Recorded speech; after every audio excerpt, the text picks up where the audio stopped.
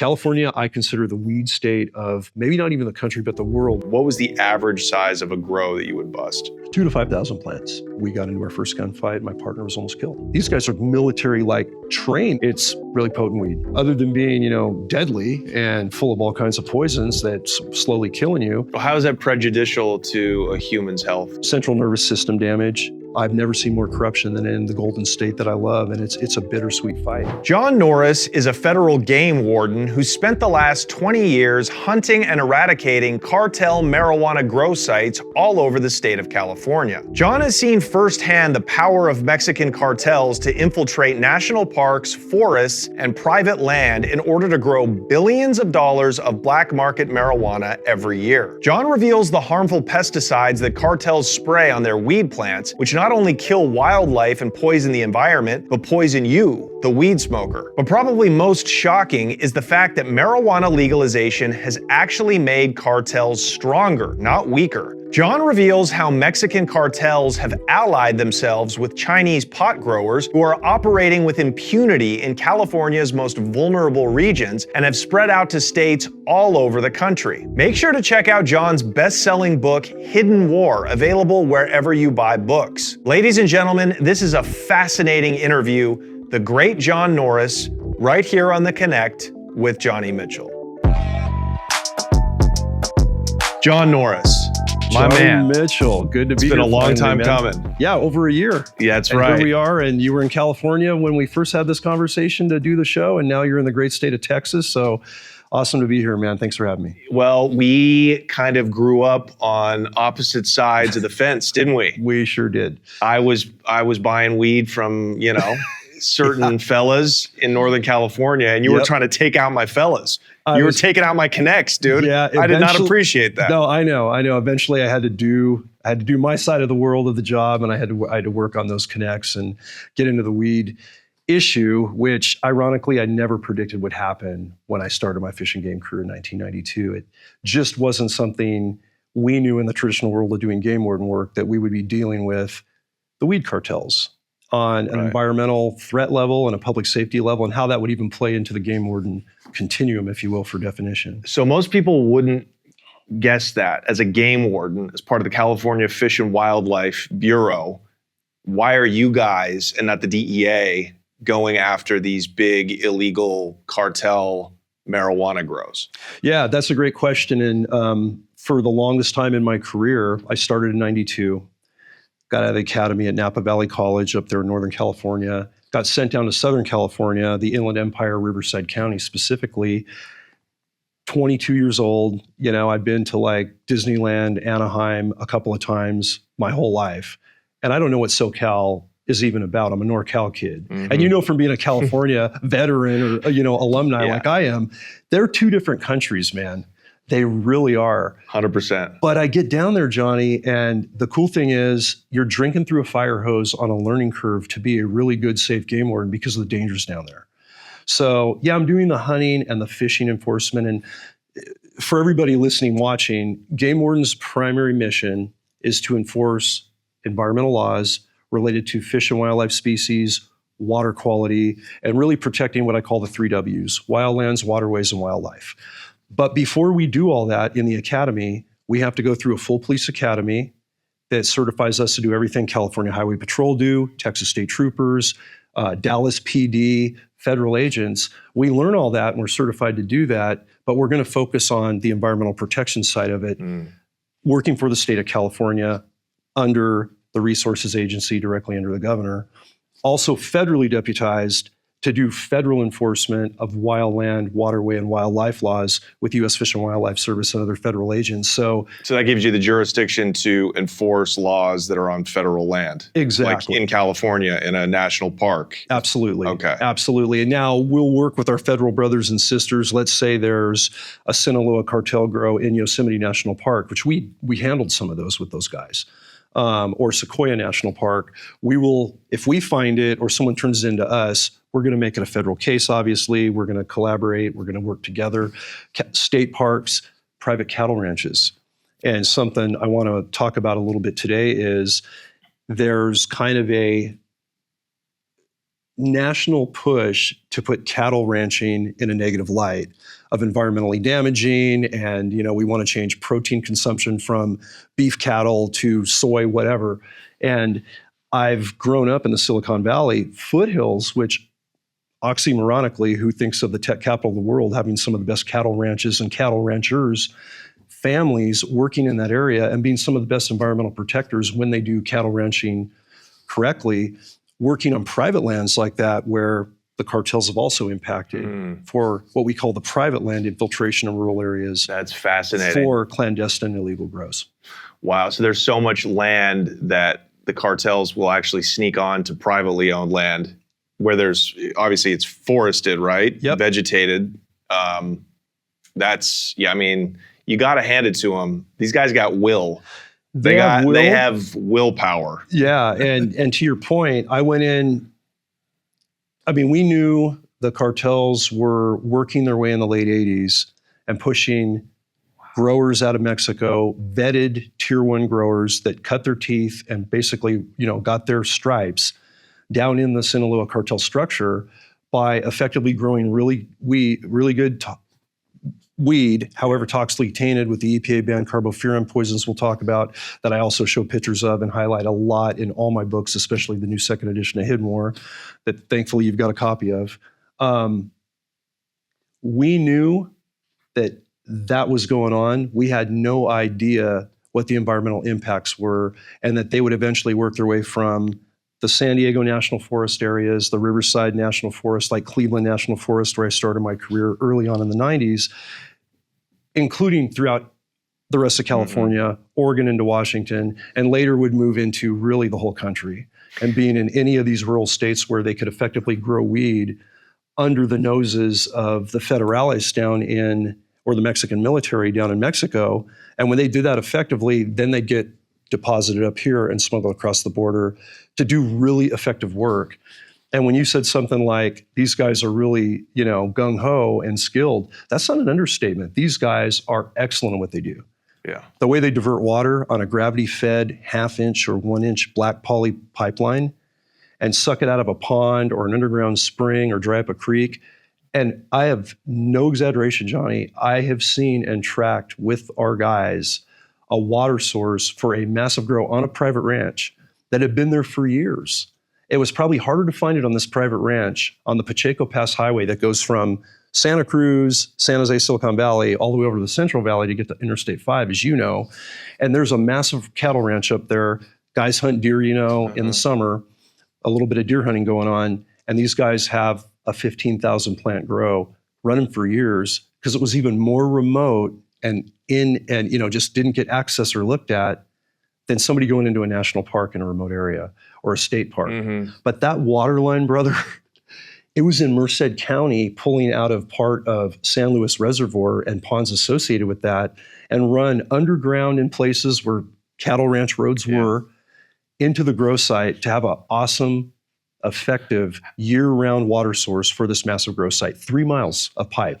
3 miles. 3 miles. That these guys just across rigged. 2 counties. Yeah. That's insane. And running it through Poison Oak, through rock, embankments and cuts and creeks, running it, keeping the angle so it has enough velocity to keep enough uphill flow where the pipe's got a dip, and then camouflaging it, spray painting it tactically like we would, our sniper rifles or whatever, with camo paint, put brush on it, hide those encampments. Right. And again, pictures really go into this book. And when you look at, it's mind-blowing because I have so many relatives that fought in the Vietnam War.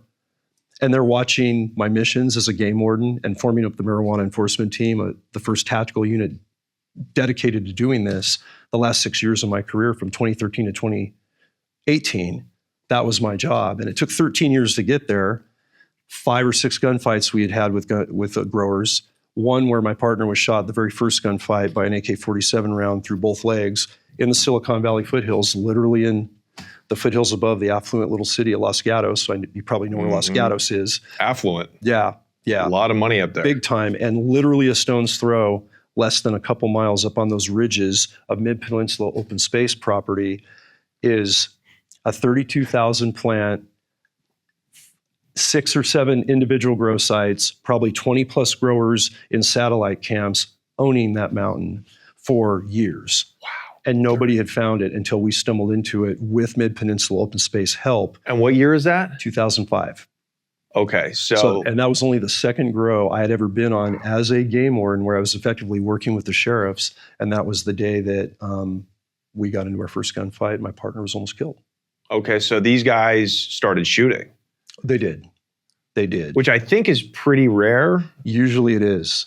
Usually You know, it is. I've met, yeah. because I was locked up with a lot of these guys, Yeah. sweetest guys. Yeah. They're just poor farmers from, you know, one of the states in the Golden Triangle. Yep. And they're hired, they're contracted Yep. by the actual cartel members who fund them.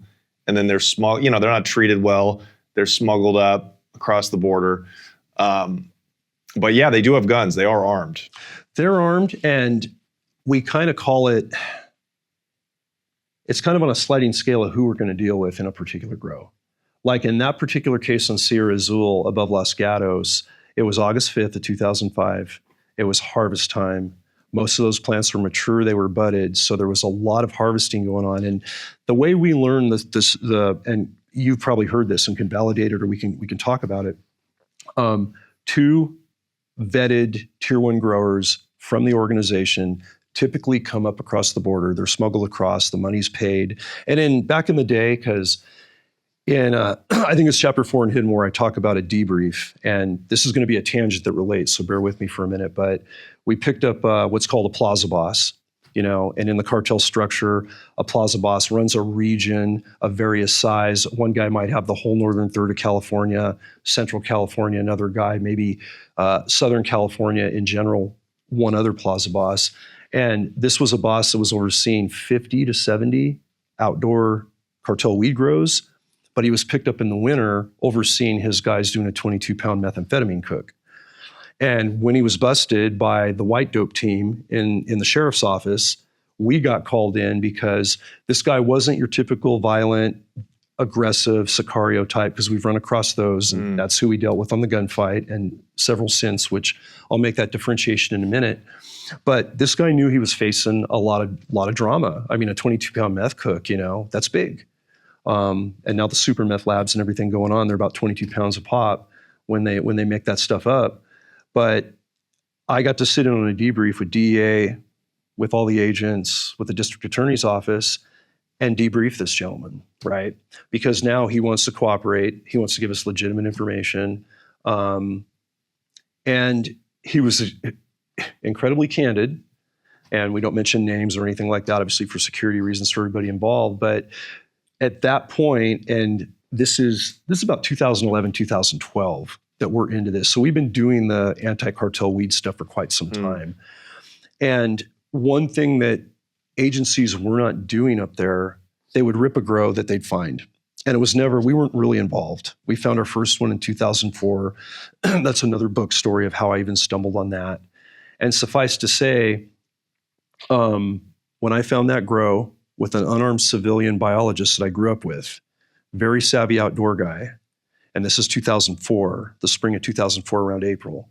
And I get a call him GI as he's called in the book, but he's been a family friend growing up with all 4 of the Norris kids, the wolf pack, right? And very savvy outdoors, think of the law enforcement side, fisheries biology, really savvy in surviving. And he's doing a study on threatened and endangered species on a Paliso ranch, which borders Henry Coast State Park, which is the second largest state park in California, where I grew up and met a game warden, even become a game warden, right in the foothills above Morgan Hill in San Jose. So GI is doing studies on, red-legged, yellow-legged frog, steelhead trout.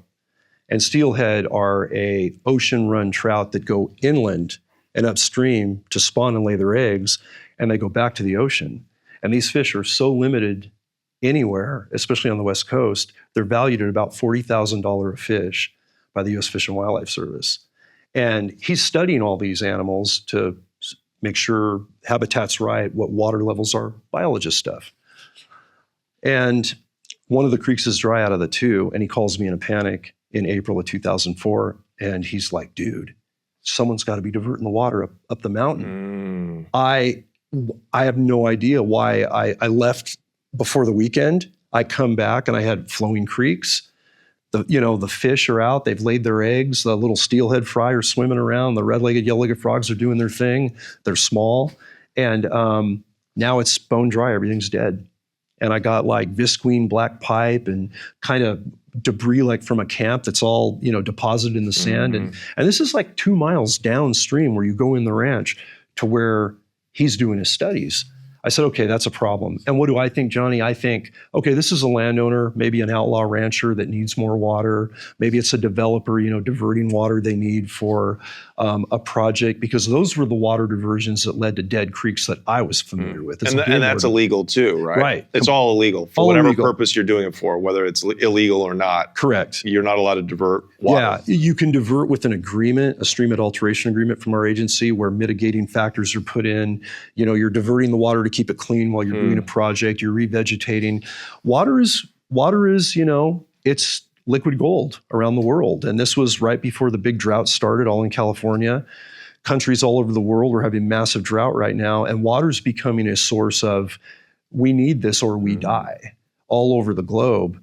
And now endangered species are being damaged as well. Okay, so that's how you first became aware of the problem of illegal cartel marijuana grows. Is that all of these creeks and streams and rivers are basically without water? Exactly. Okay. And this is worth going in a little deeper, because this is the first time I'd see Sinaloa cartel growers.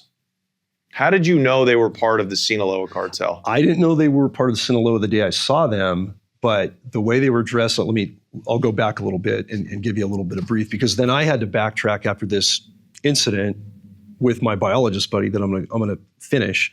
I had to backtrack and start talking to DOJ and DEA and involve myself with other agencies that I just didn't work with as a game warden at the time. But let me jump ahead for a minute. Let me go back. So GI and I throw them in the truck. I go, okay, let's go to the top of the ridge. Let's dive down to where you think that water starts. What's the headwaters? Is it a pond? Did somebody, dam it up? Where's that creek water coming from? What stopped this creek from flowing?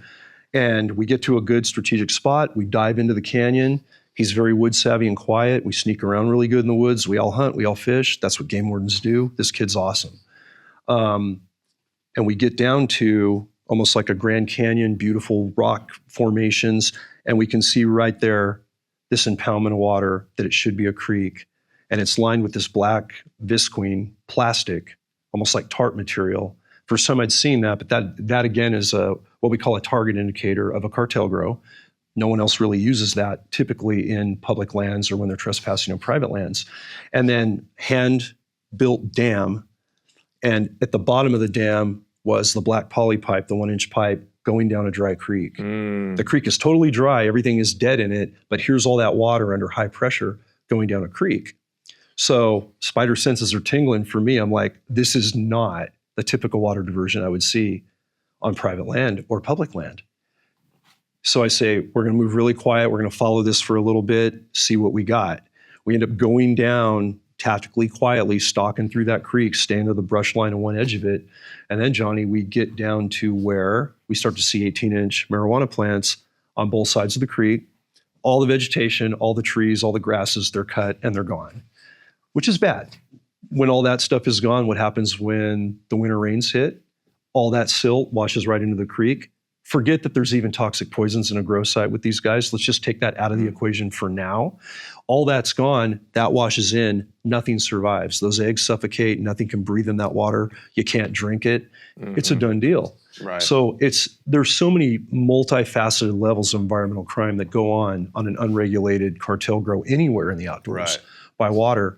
We get about 100 yards down that water line when we're seeing these plants, and there was a big cut in the creek bank that we could kind of hide in. And ahead of me, the plants are a little bigger, and you can see kind of trails through them, and they're on both sides of the creek. And I don't know this is a cartel grow yet, but I'm like, we're not moving any further. Get behind me. We hug the inside bank. I have an AR-15 with my red dot. We have cell phones, we have radios, or I have a cell phone and a radio. I have no radio communication, no cell service, unarmed civilian buddy that I've known since second grade. And we're hovering, and we start to see movement through the plants. And here come the two growers, And they're dressed all in olive drab battle dress uniforms, probably from a surplus store, the same stuff my dad wore in the Guard and in the Army, Vietnam era. Guy in the front, pistol on his hip, and he had like a long blade and some clippers. And he was moving very slowly through his plants, trimming them, checking drip emitters for the water. The guy behind him had a long gun, like an SKS derivative of an AK-47, and he's just carefully, a couple yards behind his lead partner, just moving slowly, scanning left and right. He's checking behind him. They're not saying a word to each other. They're not even whispering. They'll use a hand signal. Maybe they'll look at each other and nod. So that gunman was using tactics we would use on our tactical SWAT unit, right? Or our tactical unit. He was checking his 6 o'clock as a tail gunner in a stack of operators. And I'm like, where are these guys from? These guys are military trained. This Pros. is crazy. Yeah. These guys know what the heck's up. And they kept working their way down, and 50 yards, 30 yards, 20 yards. And I'm like, this is going to suck. Because I can tell the way they're outfitted. They don't belong here. They know they don't belong here. They're hiding from everybody, and they're doing a great job at it. And I've got a red dot painted on the guy with the rifle, and I'm hovering and going, this is not, we do not want to get in a gunfight today. And we held, and they got 15 yards from us, and they kind of did what they needed to do, and they were done, and they swept around and went back the way they came, one level higher into the plants higher up on the ridge, knowing that. And the tail gunner did something that was really interesting, doing a really good tactical job that I would want on my teammate, whoever's covering our back end, the last guy in the stack. He stopped and he kind of gave that look all down the creek and up the creek just to make sure nobody had come in behind him when they made that turn. And then they disappeared. And the adrenaline dump was crazy. And our eyes were huge. And now we know what's diverted this channel. And we waited a good, 15, 20 minutes to make sure nothing else was coming in on us. And we backstepped all the way up a mountain straight to the truck. My wheels are spinning like, okay, call my lieutenant, my boss first. DA, DOJ, I've heard about a UNET, like a narcotics task force. I haven't met any of these guys yet. And now I would start making those introductions. And 3 weeks later, we would be the bird dogs and be at the back of the stack after we got this multi-agency unit of about 30 dudes to go raid this thing. And how many plants were there? 7,000. Okay. Yeah. What was the typical, before marijuana became legal in California? 2012-ish, right? 2016. Was it that late? Yeah. Okay. Prop 64. Yeah. But even the laws were thawing. Yeah. It was getting easier and easier, It was. medical and Yeah. then, special medical.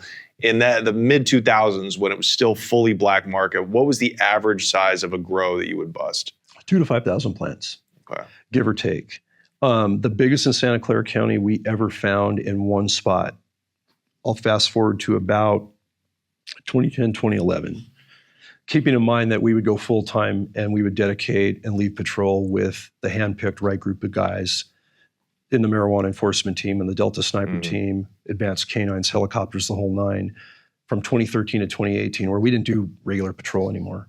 What we did was focus on this. And we had no district boundaries. We'd go anywhere in the state. We could work with bordering states. We could train with the feds. My SEAL team buddies say you were kind of like the Team 6 of domestic law enforcement, where you work specially for special operations of your agency versus the federal government. Very unorthodox for game wardens at the time to have a team like that. But the environmental damages and the violence we were seeing that had led up to this team even being greenlit by an awesome chief, one of my mentors, Mike Carry-On, going back from the academy days, we needed it to do the job safely and to make the best environmental dent. But that particular day, on raiding that 7,000 plant grow, we stalked within 50 yards of the same two bad guys that we had seen.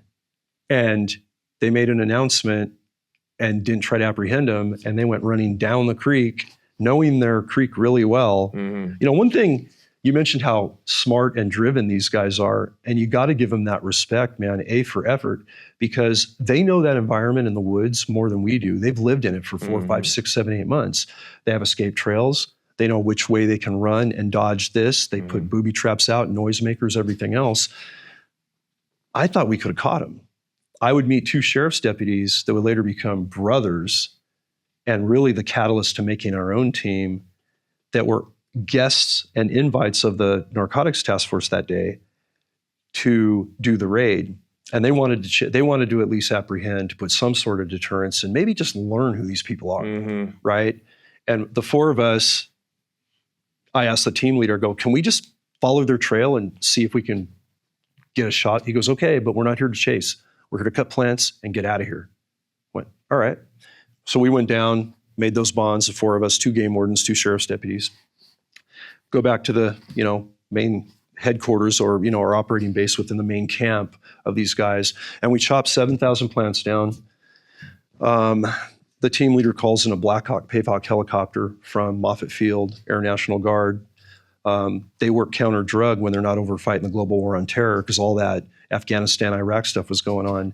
And we could use military assets right out of the Bay Area assigned to counter-drug that could help us with a helicopter. They could hoist us out. They could hoist 5, 6, 7,000 pounds of weed, of garbage, of human excrement, chemicals, water pipe, whatever. Fellas, how's your rod?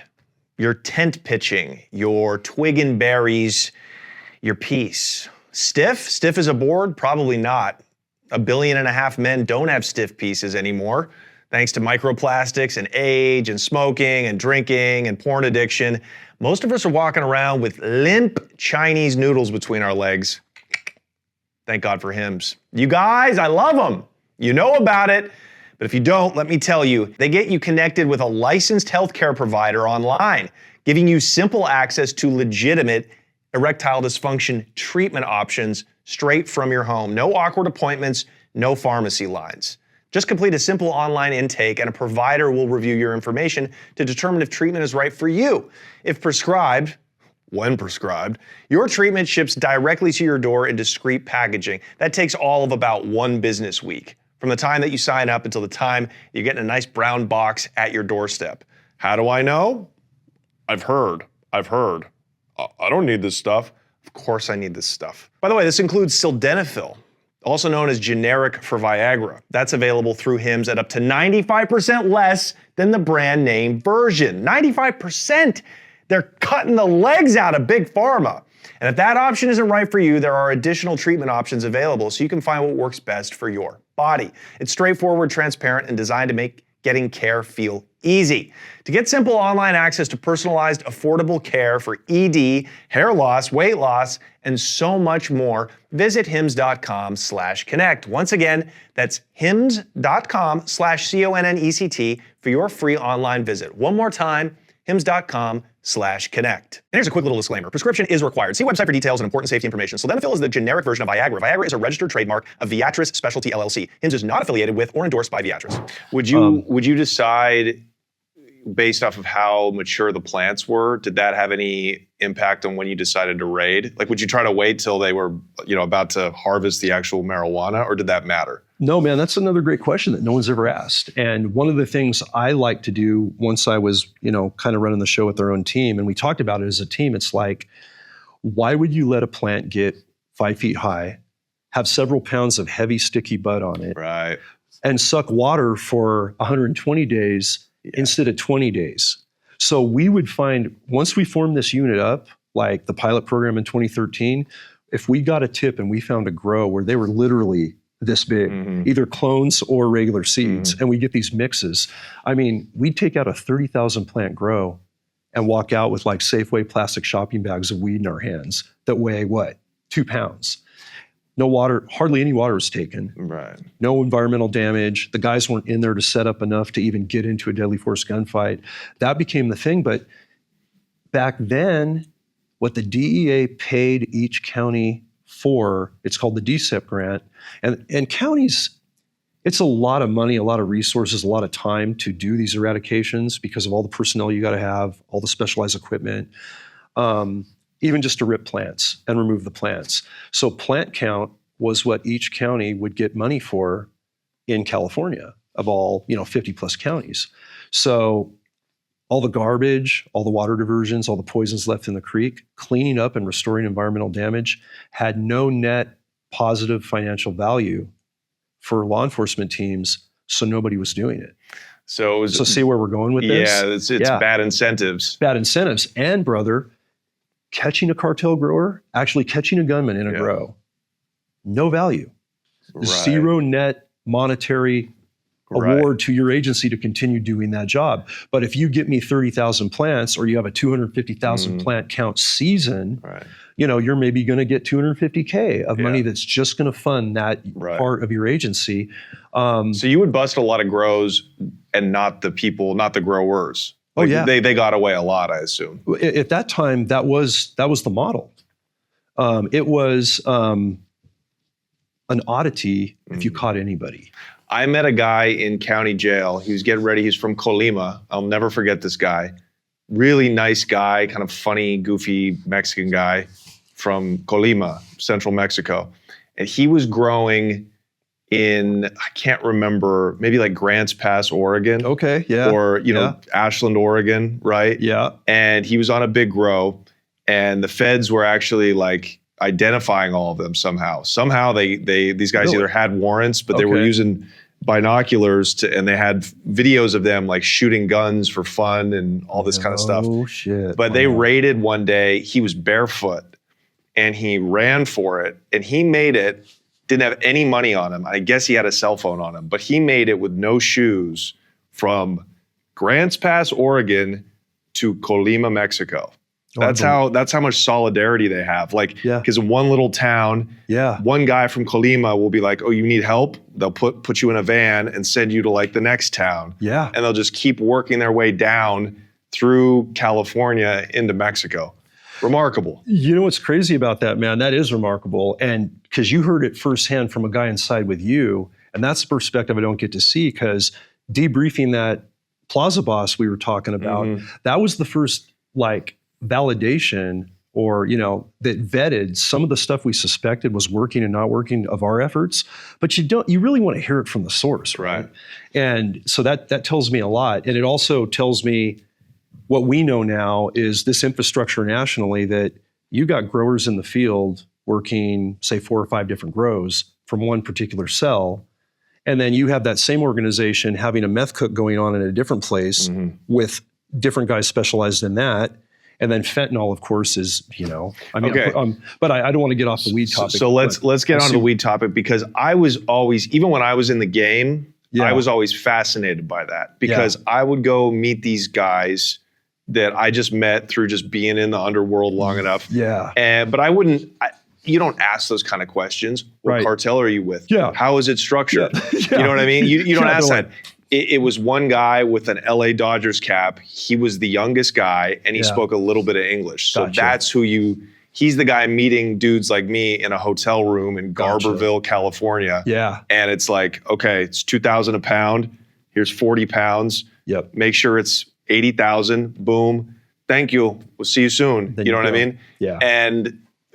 But that's the extent of it. So, but I was always fascinated. I'm like, how is this set up? Are they actually working for somebody back in Mexico? Or are these just entrepreneurial drug dealers who snuck across the border? Maybe their father has been here for a while. They're citizens. They're actually American citizens. Like, how deep does this thing go? And that's so when I first saw you, I've always wanted to ask you that, because you actually have the inside scoop from interrogating these guys about how it's set up. So let's just start with that. Typically, just in the illegal days before 2016, how cartels in California, do they operate independently of Mexico, or do they actually have joint ventures with Sinaloa Plaza bosses in Mexico? Does that make sense? It does. It does. And what we found out is they are connected to Mexico. And the Plaza bosses are up here, and they're taking not only parts of California, but the northwest of the U.S. You know, Oregon, the northeast corridor, the southwest, and all the same organization, and just vetted particular individuals. Whether it's Sinaloa, at the time it was La Familia, LFM, big time. La Familia Michoacana. La Familia Michoacana. Yeah, big time. And I'm sure you may have run across some of those guys. They kind of dissolved and lost power, and Sinaloa kind of absorbed them, and Sinaloa became the powerhouse, as you know. And now we got CJNG, we got Jalisco New Generation, just well-armed, savagely trained, the whole 9 yards. And now that rivalry going on. But on the weed side, I knew right away when that grow went down, I said, okay, there's no environmental gain and we're leaving destroyed wildlife to continue. We're continuing the problem the way we're doing this eradication thing, which was just the protocol. And I get it. Sheriffs, DEA agents, police officers, they didn't sign on to the job to go raid grows, try to apprehend these guys that are sometimes heavily armed, sometimes very violent. They're definitely in good shape. It's not going to be a fun, easy day to take these guys out and get them into custody. And they don't want to certainly collect a bunch of trash and put it in nets and hoist it out or carry it out or whatever. Even cutting plants is a burden. It's hot, it's arduous, they're heavy days. This is 04, 05, 06, 07, and I'm talking to my chief about this, and she's like Nancy Foley, and she was behind us 100%. She goes, okay, I see where you're going with this, and I do think we need to stay involved. And we didn't know as game wardens, as a fish and game agency, this would even be a thing. But it's not only is it like something we're into, we're kind of mandated. Because the water pollution laws, right? Poisons in grows, dead wildlife, health and human safety with toxic neurotoxins, whatever. That's our bailiwick. Those things are dying. So we made it a thing when we formed the team that if we're going to go out and raid grows, we're going to try to apprehend these guys, at least to learn some intel, to your point, whether they talk or not. Put some deterrence in the organization to realize if these teams focus on this with really good canines and really good field craft and stalking and apprehension skills on the part of the operators, the men and women, then this might get a little harder for them to do effectively. We're not going to stop it. We know they're going to outproduce us. But I think every grow you take out, you've saved, I don't know, anywhere from 3 to 20 million gallons of water. You've probably stopped tons of wildlife from dying, whether it's fish and aquatics to deer to, turkeys to bears, whatever. So we said we're going to be a three-pronged approach when we form this team. We're going to apprehend aggressively or attempt to. We're going to eradicate everything. We have to safely with the poisons on them. And I'll dive in further on that because it's important. And as crappy as it's going to be, and if we don't get to it on the day of the grow raid, we're going to come back when the scene is calm, maybe in the winter, and we got to put money and helicopters and guys hiking in there, bagging the trash, restoring the creeks, taking all the water diversions out, stabilizing the environment, which is reclamation or environmental restoration.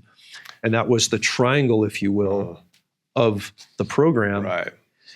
But the intel that I derived from that, I'll get back to that Plaza boss I got to interview, and they said, Carlos Alfaro, the DSEP coordinator, that was really good. He would go into grows with us, first DSEP coordinator to kind of do that.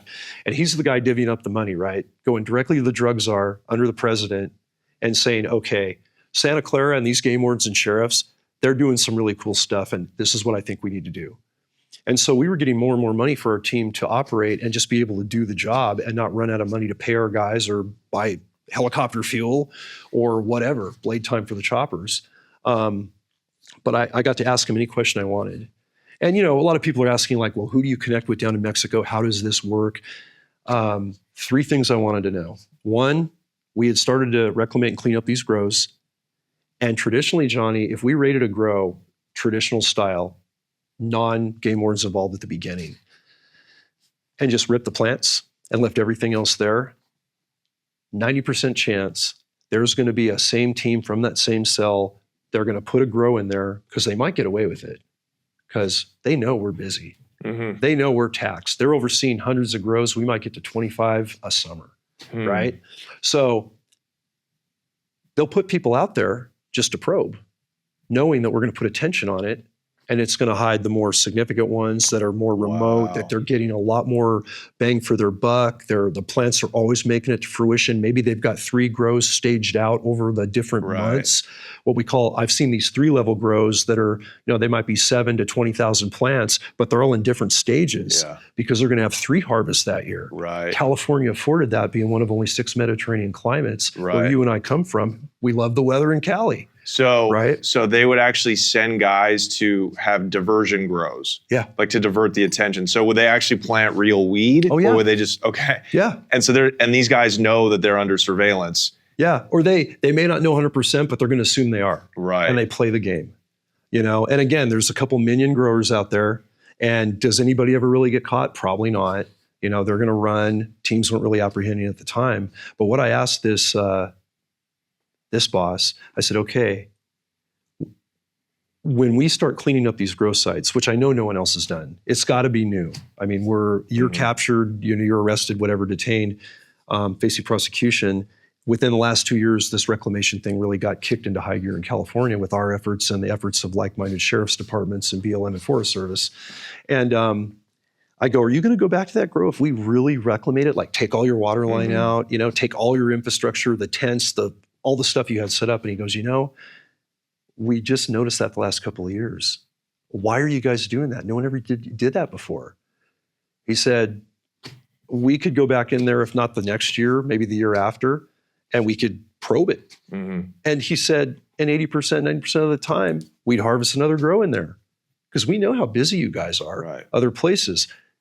Tactical thinking, business model, right? Cost benefit analysis, reasonable risk. So then who are the experts? Like who are the guys, if you want to call them plaza bosses in California, like how many grows are they overseeing at once? And does it go as far as, this is my territory? Like I grow in the Central Valley, I grow up north, I grow, near Arcata, Oregon. Like, is it that organized? It's organized enough to where they do have delineated geographical areas. Like this boss was like Marin, Petaluma, North Sonoma County, not quite into the hardcore Emerald Triangle of, say, Del Norte, Mendocino, Trinity, Humboldt. He was on the fringes there. And by and large, different groups, they will probe each other's boundaries. Different organizations will come in, or gangs, the Patch Pirates. So you do have infighting. You do have dead cartel growers from different factions in tents. Wow. We found bodies in grows over the years. But you know what? No it wasn't. Shit. Yeah, no. Like raided by rivals and people killed? Yeah. Killed, yeah.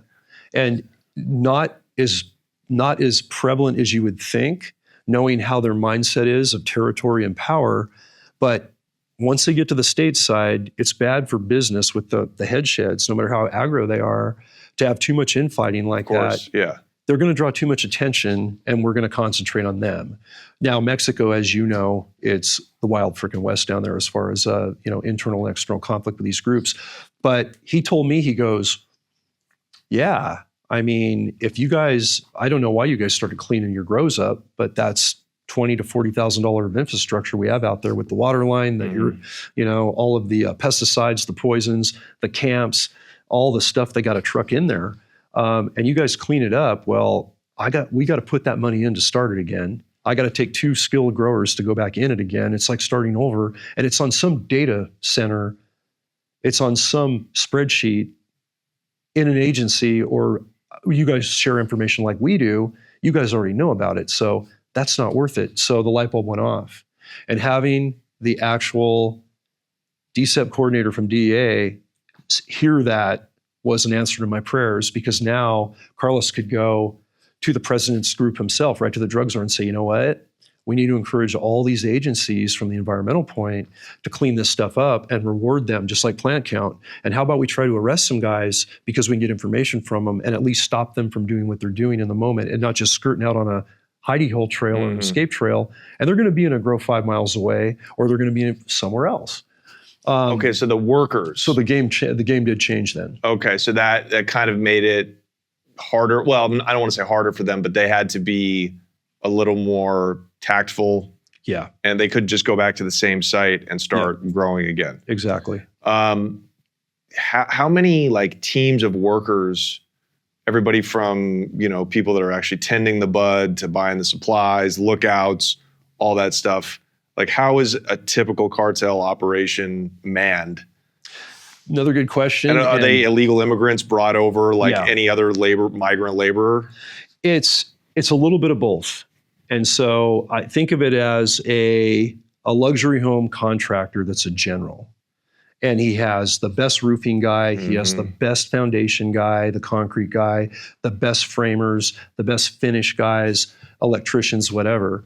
And what they do is, the way he explained it to us in that debrief is, it's nothing for us to get 2 of our best growers that we vetted in Mexico into to put up a grow site and get it started. And they're the guys that know that great water diversion, how to work a gravity line perfectly that they can bury for 3 miles, right?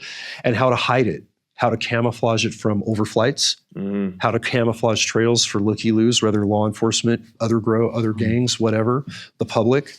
And once we get that established and we get our 2 guys, and they're not, they're respected. They're known from the other side. They're known from the other side. From working for the cartels in Mexico. Yeah. And so they get recruited, or what is their incentive? They get recruited and groomed in the organization. And what he told us, and vettedly, was for every 100 pounds that these guys get out of your California woods, they're going to get $22,000 between the 2 of them. Wow. And every 100, they're going to get that cut.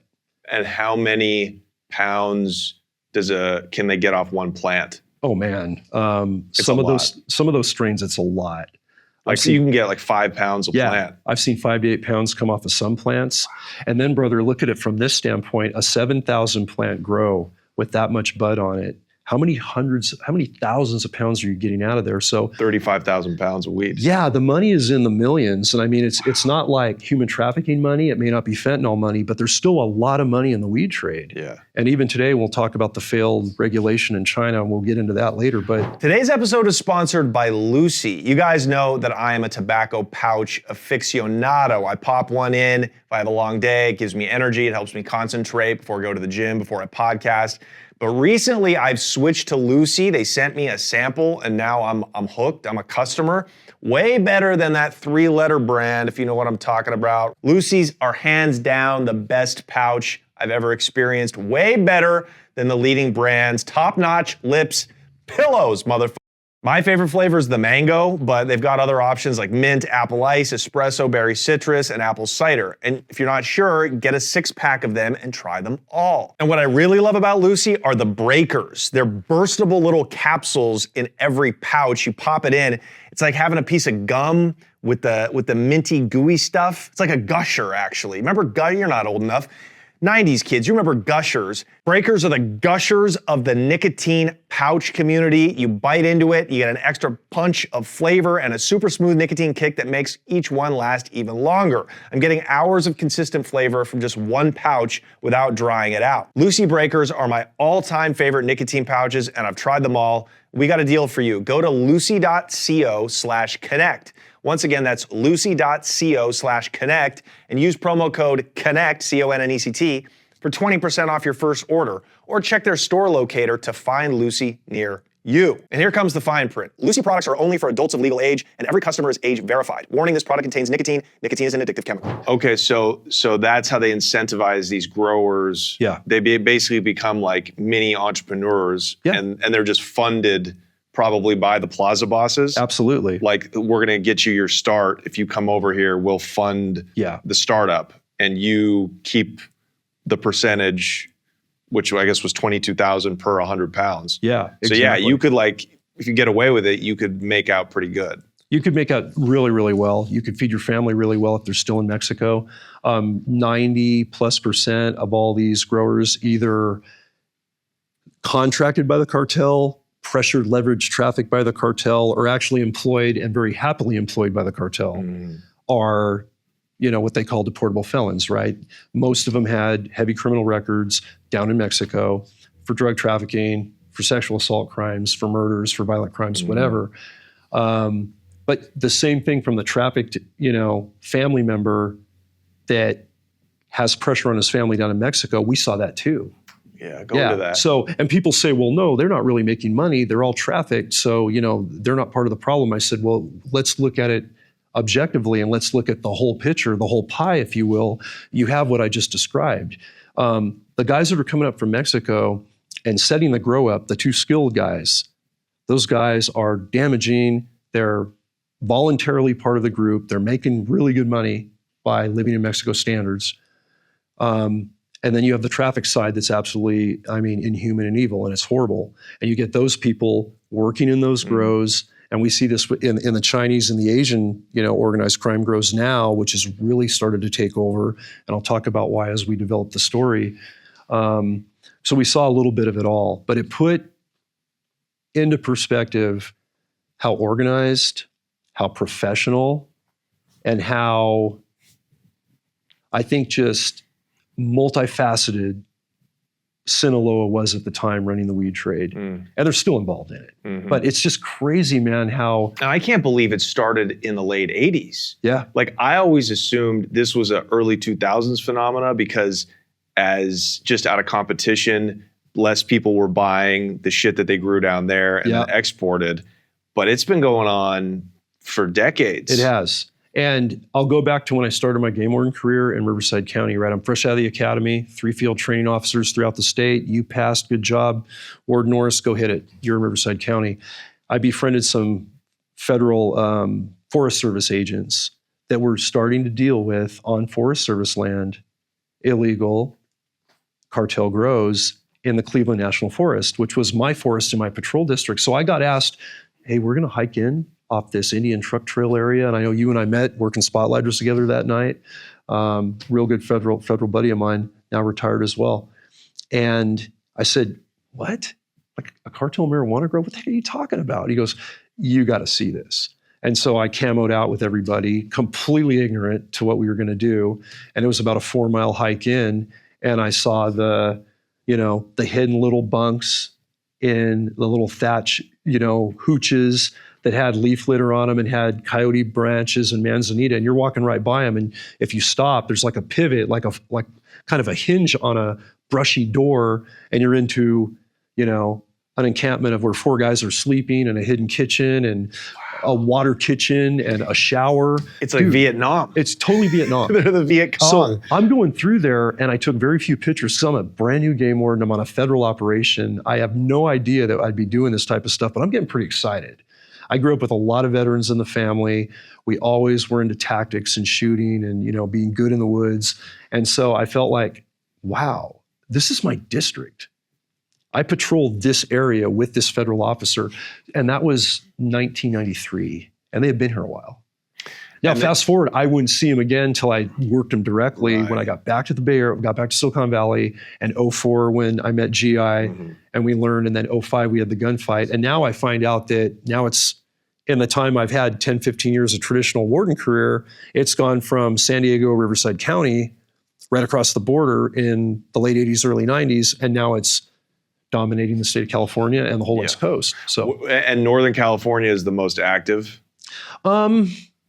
Generally, I will say that, but the stuff we've seen in Riverside, LA County deserts, what I see even in the Silicon Valley in some places, El Dorado, Sierra County, which are bordering like those mountain kind of Sierra Nevadas, they put up numbers some years. And why is that?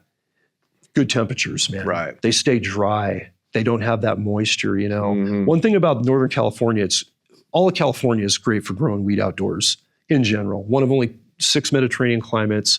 I mean, we've had grows start in February, and Christmas week we've been raiding them when rain's starting to fall, right in my backyard in the Silicon Valley. But were these greenhouses or were these actual open air? Open air outdoor. Wow. Open air outdoor.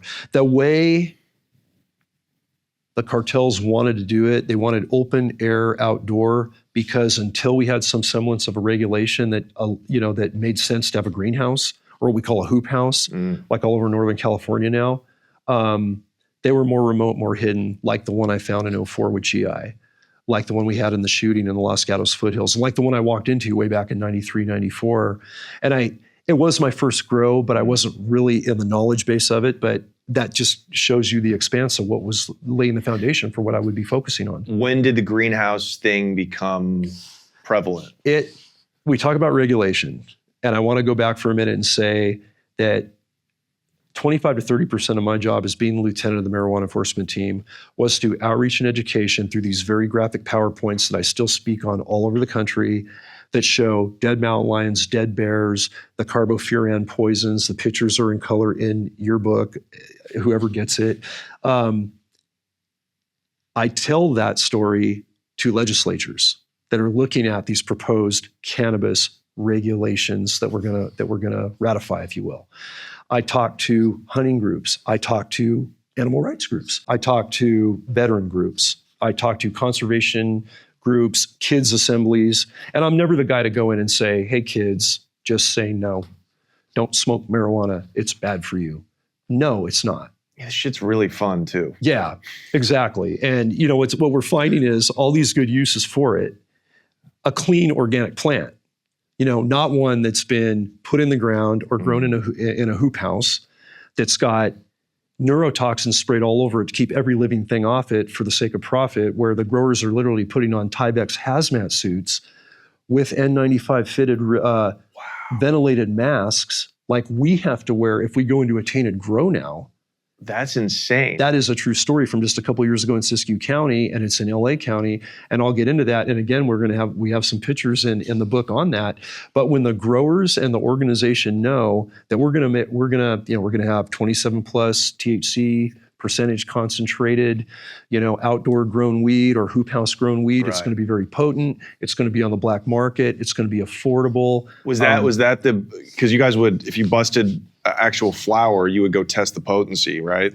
Yeah. What was that about the normal THC percentage in the 20s? It was high. Yeah. Yeah, that's high. That's Yeah. good weed. Yeah. I mean, the pounds I would buy, you know, when I gave it to my customers on the East Coast, Yeah. it could have passed for indoor weed. Okay. Like before everybody knew what like fire indoor weed was. Yeah. You know, my connects in Ohio who were buying from me were like, holy shit. Like I can tell my customers this is like hydroponic. Right. I'm like, no, this is just grown by some dirty Mexicans. It's crazy, man. And, you know, other than being, you know, deadly and full of all kinds of poisons that's slowly killing you, it's really potent weed. Okay, so explain those negative chemicals. Explain the chemicals that cartels use in their outdoor grows. Yeah, and I'm thanks for bringing that up. So I didn't see this on that first grow I saw down in Riverside County. It was all over on the plants we were running through in 04 on the raid, and when Mojo, the call sign in the book, when he was shot and almost killed on that first raid and that first gunfight we were all involved in. It was all over in that grow. We just didn't know how to recognize it.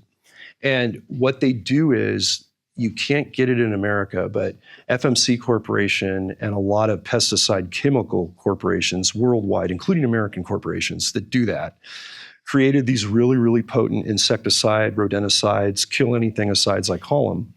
And they're trade names like carbofuran, metaphos, Q-furan, and they basically are a nerve agent and an anticoagulant, with some of the most active ingredients were developed by the Nazis for their chemical warfare program in World War II.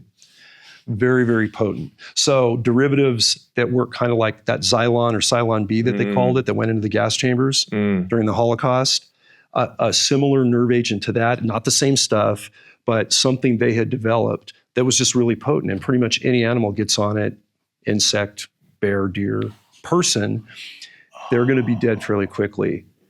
Now, this stuff comes in crystalline containers, Johnny, that are maybe 12 to 16 ounces, and it's like a white or a blue or yellow powder. And one of those containers, you know, it has peligro, ultimate toxico, all the Spanish language with the crossbones. But you can't get it in America. Yeah, okay, this is fascinating. It's a felony now. Wow, so they have to import it illegally from Mexico. They do. The one thing their supply chain within the Plaza Boss structure of outfitting a grow, like let's take those two growers, right, that are making that kind of money. They get trafficked up and they land, I don't know, let's say in the Mount Hamilton, you know, backcountry Mount Hamilton, San Jose, where I grew up hunting, and I've done a ton of grow raids there. They're going to get dropped there. The only thing they have to bring with them, or somebody that's come like them across that border illegally and got smuggled across, are those poisons. The guns, the tents, the food, the propane, the weed, the seedlings, the clones, that's all supplied. That's all waiting for them. It's waiting for them.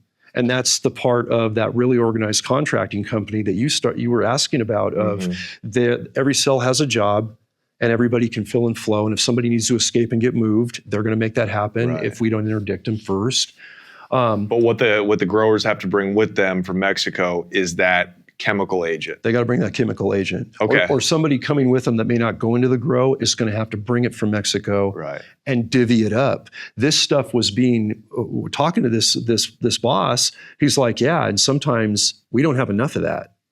So we're doing one grow in harvest time, and we're, trying to keep people off and animals off. And we're trying to like trade for more, ounces of carbofuran or metaphos or whatever from another grow I'm working down this other area. I mean, it becomes like the drug itself of a commodity, but now the demand is overseeing the supply, right? So that's incredible. This stuff, and where do they put it? Okay, so they obviously pour this stuff around the marijuana plants to keep animals from going in and eating it. Correct. Right? Deer, bears, exactly, squirrels. Yeah. Whatever. And indirectly to keep people off of it. Yeah, they don't want, and they don't care about the human, okay, health risk. But if it's that toxic, why are people not, obviously they're not putting it on the plants.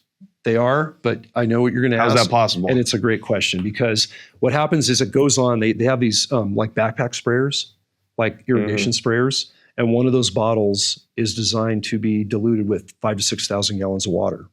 And EPA 25 years ago, when they got their analyzing data and equipment to really analyze the toxicity of this stuff, they went, oh man, we've been putting this on our agriculture all over the country. FMC's been making metaphos or carbofuran. We can't do this. It's just too deadly. It's too toxic in long exposure. So we're going to ban it from use. It became a felony to possess in the US. It still is. So if I find that in a grower's hands, or I find him connected to it in a grow, there's your felony even today in regulated misdemeanor penalty only weed. But this stuff, they spray it on, and there's a picture of it in the book, what it looks like when it's freshly sprayed on. And it looks like kind of liquid paper, misty, white spray paint, or bird droppings. But within 24 hours, maybe a little longer, 24 to 48 hours, it kind of absorbs into the plant and it just becomes invisible. And it also becomes less detectable, because we found it with like mountain lions that have ingested this stuff in a water line that had it in the water. And you don't find carbofuran traces because it dissolves in the system apparently. But it's detectable in those first 24, 48, maybe 72 hours. So yeah, they do put it on the plant itself, because nothing will touch the bud, nothing will touch the flower or the leaf, and they'll just trim away. And growers would, it was protocol that the bosses said you got to do. This is the way they learned. So these guys were getting exposed to this stuff all the time. But lately, toward the last 10 years, we start to see things like they had gloves on. Some of them were wearing, face masks a la COVID, right? Like some sort of little N95, at least a cloth mask or something. And what was really interesting is, well, how is that prejudicial to a human's health? If it seeps into the skin, if it seeps into the skin, central nervous system damage, you start to lose, you get pain all throughout your central nervous system. Right. Our guys have gone into grows, and I didn't know this was so widespread nationally, Johnny, until I retired. And after Joe Rogan and I had our conversation, I was getting these private messages. Hey, Lieutenant, I'm like a Tennessee forest ranger, and I've been on admin leave medically for like 3 years, and nobody can quite ascertain what's going on, but I can't control my shakes. I can't operate a weapon anymore. I go in and out of losing my vision. I'm nauseated, it's hard to breathe some days. And that was from exposure in an indoor or an outdoor grow and a small grow. I mean, if you go across this stuff, like when it's that wet on all the plants, and I didn't see that very often, and we didn't, because that, even without knowing these poisons, you go, that's fucked up. Yeah. We're backing out, stay, let's get, well, upwind. So is that kind of like the Roundup? Yeah. You know that product Roundup that it had the big scandal where it's like, this is like giving people slow cancer. Yeah, and they settled out for billions. Right. It's essentially something similar. On exponential to the infinity power. Way, way more dangerous. And now I've talked to so many federal, state, and local officers that have popped up. We had some of our guys assigned to the helicopter team that went into a grow that it was recently sprayed on. It couldn't smell it. And they started to lose their vision. They started to get migraines, and they were out for 10 days. Wow. And now what we had to do the last 5 years of my career, especially running the Met team, federal OSHA got involved, because federal officers, like I just said, that one of many that have called me since retirement or messaged, they were getting exposure, not figuring out what was really happening, and then they attributed it to these poisons. all in cartel grows, all over national forests, not just California, but the rest of the nation. And basically they said, we're done. Our bosses right down from, the head shed all the way to the top is like, you're not going into grows till we get the proper PPE, protective equipment. Yeah. And that's where we got fitted for masks, we got long sleeves, we got boots and camos that can be decontaminated. You got to have 5 sets because you're not using the same one until you clean the last one. Wow. That's how serious it's gotten. So you would actually raid grows with full hazmat suits on? We really try to avoid that. One, because it's so limiting and the heat factor we'd last about 10 minutes if we were lucky. But when there's a grow that's that hot, we're going to back out, let that stuff dry for several days. And then we're going to go in with the stuff after and raid it. And are you going to catch people? Maybe not. We've had to go into active grows that were just massively, sprayed within the last couple of days. And I've had to back the team out. And if you have the resources to sit on it and wait to see if these guys are going to come back now that it's been raided, maybe, but who does? There's so many more grows and so many bigger problems to face. But we lose catching people, but we'll just hold and come back and we'll eradicate it safely just to get it out. And this comes back to, this is where you start to basically, demonize or put a bad taint on, say, legitimate cannabis, right? Especially the organic growers. And, everybody thinks because I was heading up a marijuana enforcement team that me and the agency and the guys on the team are anti-marijuana. We're not. This never was about that. We're anti-environmental crime and we're anti-poisoning your public with bad weed or an AK-47 bullet or a punji pit you're going to step into. That's it. And so the cartels put a bad slant on weed in general. And then when we regulated under Prop 64, and all the talks I did, Johnny, for years, even with the legislators, governor's aides, the whole nine, that were driving this law in California, I said, look, guys, we know regulation's coming. There's 43 million or more, basically, habitual cannabis consumers in America. That demand's not going to stop. So maybe we should attack something else. Let's attack the bad stuff that are doing so much more. Right. Not only tainted weed, but fentanyl that we know, one deadly pill out of a dirty lab, it's a death sentence, right? Everything else. Well, that's a great place to transition to the years where where marijuana became legal in California. I think it became legal in Oregon in like 2014. 2016 for us in Cali. Yeah, that's right. So it's finally not just medicinal, it's completely legal. Yep. And for years in the early 2000s, I told my partner, I was like, we got to hurry up and make millions because they're going to make it legal and it's going to eliminate the black market. It's what we grew up thinking and taking for granted. We were like, oh, it's just the drug policy. They just have to make drugs legal and that will eliminate the incentive and the government has to take it over. And it's not what happened. It was the polar opposite. And here's why. I told everybody I ever presented to, pro-cannabis, anti-cannabis, liberal conservative, animal hunter, conservationist, anti-hunter, animal, rights activist, whatever. I said, guys, legislatures especially, whenever I could get to people that were driving this bus, Senate, Assembly, the governor in California, Brown, then into Newsom. It's like, okay, we know regulation's coming. Fan-freaking-tastic. Let's get this black market out of here. Let's try to break the back of these cartels doing so much environmental damage, gunning for our public, gunning for us officers. But here's what it is. Right now, it's a felony for illegal growing, especially trespass growing, right? It's a felony to grow cannabis, whether you're a deportable felon from out of the country, a non-citizen, or a citizen. Don't take that bite out. Reward the legitimate grower. Give them incentives, get them permitted, have them do it all with the organic water and do everything but seed to sale, track the purity, test it. But don't take that bite because if you make it a misdemeanor and water it down, we're not going to stop the problem. And guess what they did? Oh yeah, we agree because it'll be so easy. So 6,000 plants, Johnny, or 60,000 plants are a misdemeanor in California to grow. Wow. So Sinaloa, And later on, and I'm going to talk about how the very symbiotic relationship and partnership between the Mexican cartels and the Chinese triads and everything they're doing. And I've seen it and been in it firsthand. And that's even more explosive, but we'll go there in a while. I said, great. And when it passed that night in November, I went and I read the statute. I'm like, what the? And then it's an infraction for a juvenile grower. And we get these little sicarios in training that are under like some crazy uncle or a primo cousin, as they call him. And he's 14. He's got a 45 ACP or an AK, a big knife. He's all tatted up with patron saints, being a hard dude. And I'm like, great.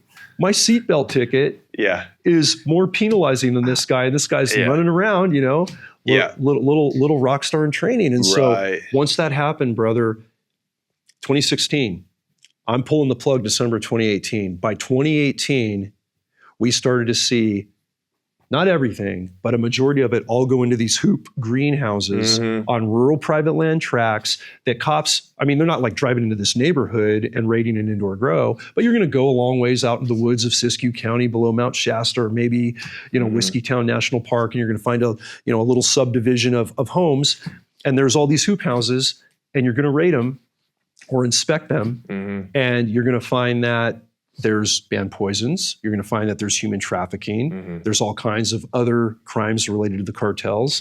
And they don't have a permit. They're not licensed. So what do they lose? They lose their plants. It was a product, but they literally walk away. And they walk away. With like a ticket to appear like it's a traffic ticket. And they have 20 to 30 other operations growing in places they've bought. They're not even like renting these places. They're buying rural tracts. They're taking in a well drilling device, the whole truck and everything, and doing unpermitted wells to not only take surface water out of the creeks, but to dig down and take underground aquifer, millions and millions of gallons. Now I'll talk about Siskiyou County for a minute because there's no better example of how we completely failed. And like you, I'm from California. There's a lot of pride to things we could have done right in California. California, I consider the weed state of maybe not even the country, but the world because of the climate. Because of the lure, the mystique of the Emerald Triangle, right? And you know it. I mean, you were in the game and we're from there. So I learned this growing up before I was even going to be in law enforcement. And so many states have followed our suit, Michigan, Oklahoma, Maine, Colorado, and they're having the same, shit show problem. Right. And now it's the triads and a little bit of maybe Sinaloa still. And that's just put us on our heels. And now the real tragedy of the whole thing is there were 10,000 rural Humboldt illegal growers in Humboldt County that were going to come out of the dark and regulate. And these were like the white guys. They were like the mountain men. I also bought from these guys. Yeah, organic family, women living off the land with their kids. They were kind of the hippies. That were still criminals because it was illegal, but they were very chill. They had good weed, but they didn't have huge amounts like the cartels because they just didn't get down like that. Yeah. You know what I mean? Yeah. 10,000 of those growing 10,000 of those in Humboldt County, which is crazy. Epicenter number one for great weed production on the black market. Yeah. The whole Murder Mountain mystique on Netflix. Yep. They come to those grower associated meetings that I'm speaking at in gear with my canine on a panel with growers and Hezekiah, the leader of the California Growers Association. I'm showing these PowerPoints. They get over the freak out thinking I'm going to follow them and get their license number and start to profile. I'm like, no, guys, it's a whole different game now. We need your help. You're here to do it right. This is a year grace period. No one's going to penalize you for anything. But we need to do it right because this is what's going to happen. And I anticipated with that dumb law going down to a misdemeanor, I said, we're going to have cartel problems. It's not going to go away. Did I know it was going to explode this much? Not quite. But I knew it was going to fail. We all did on the team. And I remember talking to these folks, and I remember one gal from Lake County who became just a real ally of bringing the walls down of those rural, small mom and pop, really organic, holistic, if you will, weed farms to let us in, to give us information because they've been dealing with cartel trespass on their places for decades. Wow, yeah. And they can't talk about it, Mm-hmm. right? And I can't tell you all these tier 1 growers that crawl out of the woodwork and are calling me up like, oh, dude, can I talk to you? I saw you on this podcast and I think I can talk to you now. I go, yeah, you can talk to me. And what were they saying? They were saying the same thing. They were going, yeah, I almost got run out and almost shot by a cartel 2 gunmen. And, they basically saw my water line and took it out for the diversion because I did divert water, but very little. Yeah. And they, obliterated the creek behind me and then made a super impound and killed everything below it. And we were eye to eye at 200 yards. And they just put up an AK and went, this is next. And I never went back to that property again. Wow. I was done. They literally ran them off their own property. Yeah. In America. In America. The Chinese growers in Siskiyou County, I'm going to jump ahead just for a second, and Shasta County are going to, the baby boomer generation, right? The last great generation, all our grandparents that maybe fought in World War II, chased the American dream. They settle in places like Siskiyou County, California, bordering the Oregon border. You know it. Mount Shasta, 14,000 feet, one of the awesome 7 wonders of the world. It's incredible. Glacier water. Chinese come in cahoots with, say, Sinaloa. Yeah. And they don't only start just growing weed illegally, they buy property, they drill the wells, they pretty much surround. And when we're in a drought 4 or 5 years ago, second largest drought in California's history, ranchers that obviously need water for their livestock, farmers that need water for their crops, and just drinking water. They're all on water restrictions under the governor's office to save water, yet our governor's office isn't attacking these outcries from Sheriff Jeremiah LaRue, youngest sheriff in California right now, that is fighting an uphill battle. Friend of mine, great guy. And we're in there, I don't know, do you know Jorge Ventura? Have you? You probably know Jorge. Great dude, found me after something. We connected. He's with Daily Caller. But what does that have to do with the boomers? What is the Chinese and the boomers? They're getting run out because Jorge and I and his producer are doing a documentary called Narcofornia in Siskiyou County. And we're interviewing all these people that their house is already in sale in escrow and they're moving to Alaska. They're like, I had somebody come to my gate, these 2 Chinese growers, they had flak jackets and AKs, and said, hey, you're probably going to lose your water on your property. You might not have water pretty soon. Don't make an issue of it, and nobody will get hurt. In Southern California, they were doing the Southern California desert saying the same thing and holding up a picture of a woman's grandchild. And these are a veteran family. So they're getting run out of parts of California that were, that generation that really helped make California what it is. Wow. And so for you... And these are the Chinese. Well, Sinaloa was doing it too. Yeah. But the Chinese were, the Asian growers were doing it up in Northern California. And when we uncovered all of that, it was just so shocking. People said, I can't believe this is going on. Right. I said, nobody's talking about it. So that's what it turned into. Long story, winding it up. When we watered to a misdemeanor, not only did we incentivize these guys, the black market got double worse than it was when it was illegal. Yeah, and it's even if the wholesale price of a pound definitely went down because now you have just a flood of people growing, but it almost, the fact that you can do it, to grow as much as you want kind of makes up for it. Because if a pound is now $500 versus 2,000 when I was in the game, well, it doesn't matter because instead of 5,000 plants, I can grow 50,000. Yeah. So it's a volume for the black market growers. It's volume now, big time. And do you know where their markets are? Are they still shipping most of it east or south, or are they also supplying dispensaries in California, legal dispensaries? Primarily, some of it is getting in. Some of the cartel weed is getting into legal dispensaries. It would have to. It would have to because everybody's going under in the legal market. And I'm gonna give an example and talk about this is where the double prong has affected not only incentivizing these guys, but those 10,000 growers in Humboldt. The number's under 1,000 now that are registered. They backed out.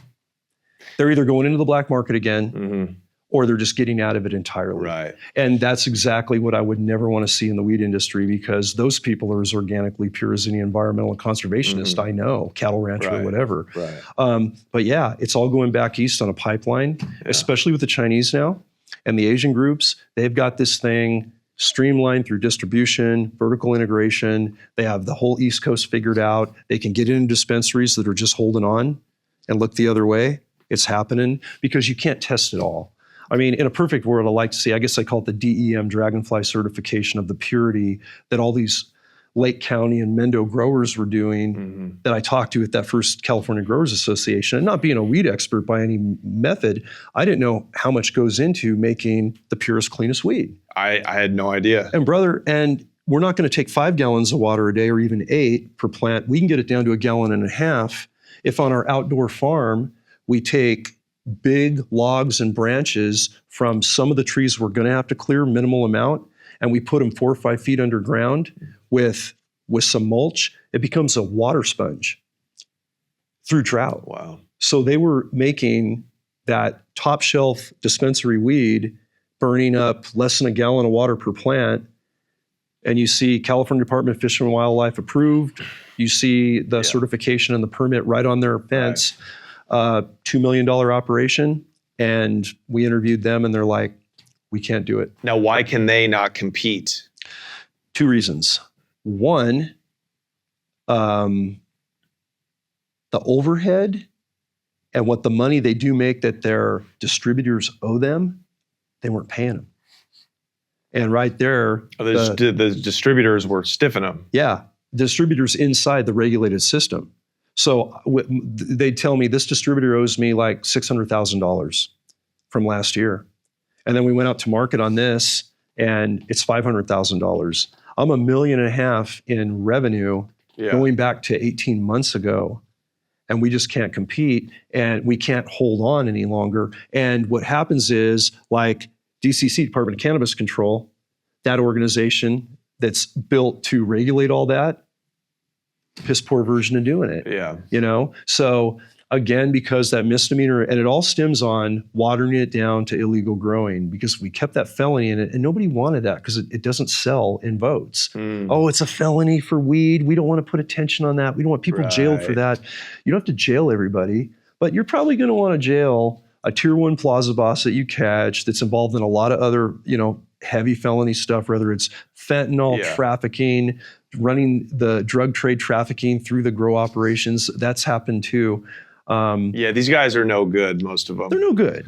Yeah. And because and this is what's fascinating to me is you probably had more candid conversations when you were in the system and got some unguarded perceptions, man. So, and for you to have the take on it is awesome. I like that, you're looking at the environmental level now, and that we're finally having this conversation. And what are the remedies, and that's something that just... So if growing weed was still a felony in California, less black market growers would do it, and that would open up more space for legal growing. But still, it comes down to the consumer. Exactly. The buyers, the people buying weed at the end of the line, right? Buying $50 worth of weed, are still choosing to go to the weed man. They are. Your local neighborhood weed guy versus a dispensary. So what is that? Like that's overtaxation? Is that's making dispensaries too expensive, I guess? It is. You hit it on the head because here's the thing. I think it's somewhere between 8 and 11 different permits a California grow operation dispensary seed to sale has to get. For most organizations, it's a minimum of like $80,000. And these are approximations. It could have changed since they're retired. Some of these big groups are spending $500,000 in permits. Yeah. Right? Yeah. That's a big commitment. And then when you have a black market that's got this 27, 28, 29% THC super weed, it's poison, but nobody's getting killed right away. Yeah. They're just long-term effects, whatever. Yeah. And these guys can't keep up. So they're like, oh man, this is all I know how to do. So I got to keep at it. Right. So they start bringing in that cartel weed and they kind of put on the blinders to, maybe I heard about this hidden war thing and the poisons and everything we're trying to fight. So, and I do think a lot of it goes through dispensaries that just can't afford the regulation. They can't, and plus just the cost of living, overhead, running a business, taxation. At every turn in California. It's like, some guy comes to me with a business card and says, I'll I'll get you 500 pounds of weed at 20% cheaper. Yeah. Nobody has to know about this. They take that. California is corrupt as Very corrupt much. as any state in the U.S. Probably the most corrupt. Without a doubt, and I differentiate between. I still love California, and even though I'm a Montana resident now, I still consider California home. I also know how we manage wildlife with conservation, how we manage weed in Montana, how we don't have the cartel threat for that, but how we attack things like that. I still feel California needs more protection than anything. Yeah. And I'm still there a lot doing these type of things. We're talking about this with you, doing, tule elk conservation, on ranches that have been impacted by cartels or they've been impacted by development or whatever else, and bringing groups together, whether it's cattle ranching families, products like Akova gear, and friends that, we want to preserve these animals. The woods are my church. It's kind of a saying my grandfather came up with, handed it down to my dad. He gave it to us 4 kids. And actually, there's a picture of the memorial my sister carved when my dad passed. It goes up in a deer trail right by the house that I built up in Montana. And the woods are my church, quoted. And, the Cabinet Mountains, the white-tailed deer, him down on the Kootenai River. And it goes up every spring through the summer, comes down in the winter. His ashes are a couple feet below that, some of them, where all the deer trails come together. And it's not contrived. That's just something I feel very deeply. Yeah. And so I became a game warden. And California is such a diverse, beautiful state. There's great people everywhere. And the politics that drive the money and drive the corruption. And I'm glad you said it just raw and real. I've never seen more corruption than in the Golden State that I love. And it's a bittersweet fight. Yeah. And I think about all the game wardens that are behind me and the guys that are still on the team we built and these new game wardens that I still hear from as they're coming into the game. And it's like, man, bless you guys. You have a heck of a fight dealing with the politics of California, not only in the weed continuum, but just on wildlife management issues, predators like wolves and lions, all that, but different topic. But you got something spewing there. I can see it. So you retired in 2018. I did. Is that because they legalized weed and you just felt like? No. Although a lot of the guys that kept going behind me, because see, when we get to 30 years of service, you're maxed out. And one thing California does really well, they pay their law enforcement a really good pension through the CalPERS program. And even though I had 28 and a half years of service, I had paid back and bought a couple more years of service way back when that was, doable. Something a couple chiefs recommended to me in a retirement plan. And, knowing that when I get to 50, that's the earliest I can retire. I started at 21 years old. So I had almost 30 years at 50 years old. And if I continued working past that, and it wasn't about the money, the last thing you do to get wealthy financially is become a game warden. Yeah. You do it for the love of it, but they pay us really well now, like all the other agencies, because of some politicking we've done. But I was at the highest amount of money I could keep in retirement, which was 90% of my annual salary for life. Medical benefits, my family, whatever, covered. Great retirement. I knew we had a bigger raise coming, because I was kind of behind the scenes working with we have a really cool Wildlife Officers Foundation called CalWAF, California Wildlife Officers Foundation. A lot of big conservationists with some assets, right, with some revenue, started this thing and helped politic getting game wardens paid comparable to highway patrol or city police in, say, not necessarily Silicon Valley, because they're paid exceptionally well, but it keeps good people doing the job that we need to have happen. I mean, we don't call the game warden career the thin green line for nothing. There are less than 500 game wardens in the state of California, and 100 of them are dedicated to the cannabis enforcement program now. Wow. Strictly dealing with, you have the tactical, kind of the elite team, which is the marijuana enforcement team that I was part of, was blessed to form it up and lead it.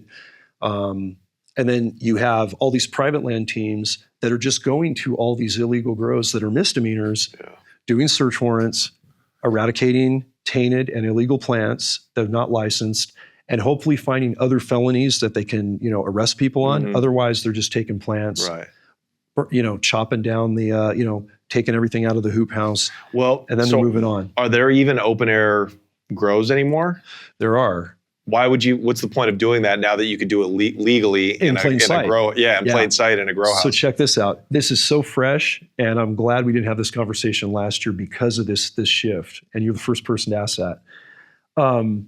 When Trump defined the cartels we're talking about as FTOs, foreign terrorist organizations, and put a ton of enforcement on rebuilding the wall, putting a ton of military and LE assets at the southern border, he tightened up the southern border tighter than it's been. Now it's advertised as, zero penetration, not true.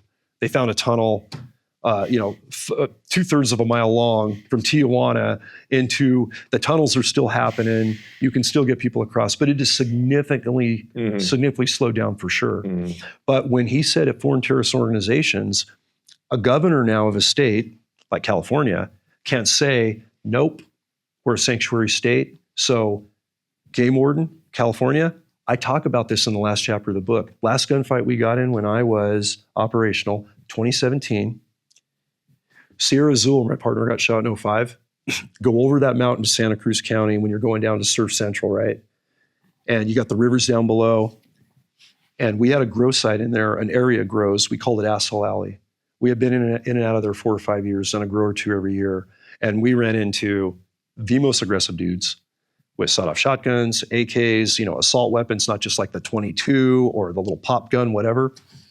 They fought us, when it wasn't going to be a deadly force encounter. It was a fisticuffs thing.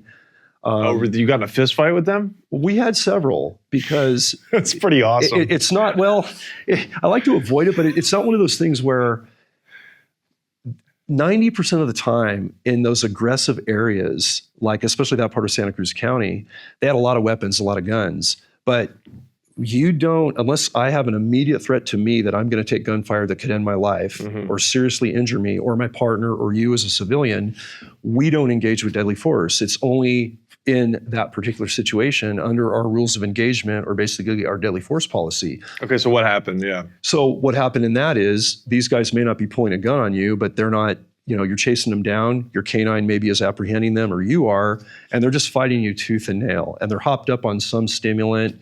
I haven't talked about this story a lot, but one of the chapters in the second edition of Hidden War, you've got just crazy. Guys that boss coming at you with bags of marijuana. You've cleared 3 or 4 encampments, and you get him on the ground, and he's just got brute strength, and he's fighting you tooth and nail. And partner's trying to get him in handcuffs just to do a non-fatal apprehension. And the Glock 23 pistol, suddenly I see it, in the back of his hip, and he's going for it and pulling that gun. It has a lot of strength. And then, it's not a shooting situation, but he gets that gun out, it's going to be one. And we're trying to avoid that. And it just becomes, So you guys had to neutralize some people? We've had to neutralize some people. Yeah. Oh. Yeah. We've been in. Have you ever been fired on directly? Like, yes. Have they seen you coming and then just started opening up on you? Well, the one time, yeah, we've had that happen in the dark and in daylight where rounds were coming toward the team. Nobody was hit. And then it becomes, kind of a tactical, careful, safe search to find out what these people, if you can find them, bring in assets, maybe air assets. But the one particular one that really shook the world, because these growers were typically known for running away. And if they had the guns, they took them with them. And nobody was trying to apprehend these guys. So like the beginning of our conversation, we weren't finding that many guns. And they're like, okay, go, yeah, whatever. Mexican guys, I don't know about this cartel stuff, but go find them. No one's getting hurt. And the day in August 5th of 2005, when we walked into that grow, 3 sheriff's deputies, 3 game wardens, my young partner who had only been on a year, who joined my squad. I trained him in the academy. I become his supervisor like 21 days before this event. As I promoted a lieutenant to supervise 3 counties, he really wanted to go on the raid. Same with another young a warden, call sign Bulldog. They came on this thing, and that one round from that AK derivative was the one that hit my partner through the left leg. Steel core, military penetrator, 7.62 by 39. It's the round in an AK-47, right? And they have a steel core, so they're made to tumble. So it went through his left thigh to start, tumbled through his entire left leg, was boomeranging out his inner left thigh, and then went through the right thigh. So he had 4 holes in his legs that we were trying to keep him from bleeding out of. Yeah. Waited 3 hours for an air rescue. He almost passed out from shock, and I don't think he ever would have woke up. We got him off that hill within minutes of not making it. And that, what we think was that gunman that came back around the corner with that type of weapon. While I'm seeing this guy come around the corner after my partner goes down, I start to look for what's going on. We just heard a gunshot. My partner screams, "I've been hit," a bunch of other colorful superlatives, and boom, he's on the ground. And right as I'm scanning to see what the heck is going on ahead of me, I hear gunfire to the right, and it's my 2 sheriff's deputies, Apache and Snake, as they're called on the SWAT team for the sheriffs. And their AR-15s are going to work. I can't see them. The plants are 6 feet tall, Johnny. There's a bunch of manzanita. I can see from about here to your knee. But I don't know that I've got a gunman ahead of me 7 yards with a sawed-off shotgun pointed at me and that second warden that are not hit yet. And my partners in the sheriff's office are at a kind of a vectored angle as we're going through this grow, is what we call a skirmish line, so you don't get ahead of each other, because with all that debris, and you might miss a threat, a tripwire, but mostly you don't want to crossfire and get into where you're going to shoot one of your own. Heaven forbid we have to, employ deadly force on an armed grower wanting to shoot us. They saw the guy from their angle, and they engaged him and neutralized him probably within a second or two of me taking a face full of buckshot and or my partner Bulldog. So that day, obviously you make a brotherhood for life with guys that aren't from your agency. You start to develop tactics, so you didn't have the super awesome canines like Canine Phoebe, who was a historical dog, that Rumble, who's a soon to retire lieutenant in California. So you guys, you do the raids with dogs, like it's a house. We had to. Okay. We didn't have them in the early days. And then Canine Phoebe, who's kind of legendary, and I really talk about her in the book. She was a love bug of a Belgian Mal, same dog the SEAL teams use, same breed. But what Rumble did in Shasta County, while I was down in the Silicon Valley, we were all doing, some of us that were kind of specialized in this were doing the anti-cartel weed stuff with SWAT units and tactical units from Forest Service or the Sheriff's Department. We weren't our own team, and we were all spread out, so we didn't work together. But behind the scenes from 2008, 2009, all the way to 2011, 12, when we really started to employ canines, Rumble and his dog Phoebe were up in Shasta County learning the ropes of how to work these cartel grows. And for a law enforcement canine that's an outdoor rural dog, having to go for 8 to 10 mile hikes maybe in 100-degree heat and keep quiet and not overheat, and then identify the right bad guy that's pulling a gun that she has to bite with all these other camouflage officers and face paint. She was amazing. Like 116 bites, and she saved a lot of lives. What do you hear about now from the people that are still in the game? Have those kind of deadly engagements gone down since the growers know I don't have to shoot it out? I'm doing a misdemeanor, right? Yeah, they do. Unless they've got felony stuff going on. There have been some running with guns, and it's come close. But why even have guns that are a felony? Right. Why bring a felony to a misdemeanor? Yeah.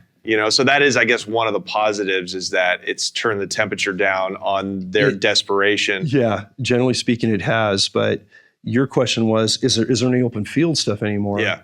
So when the FTO designation got set with the new administration, it basically allowed ICE and federal agencies to employ that type of tactic, even in states that are saying, no, we're not going to cooperate.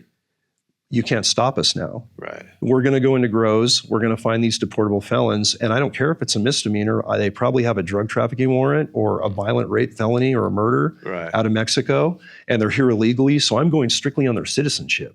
Oh, so now ICE is going on these raids with the Game Commission? Oh, yeah. With Game Wardens? Yeah. That's wild. But it's wild. And it's something absolutely that like certain administrations, especially California, don't want.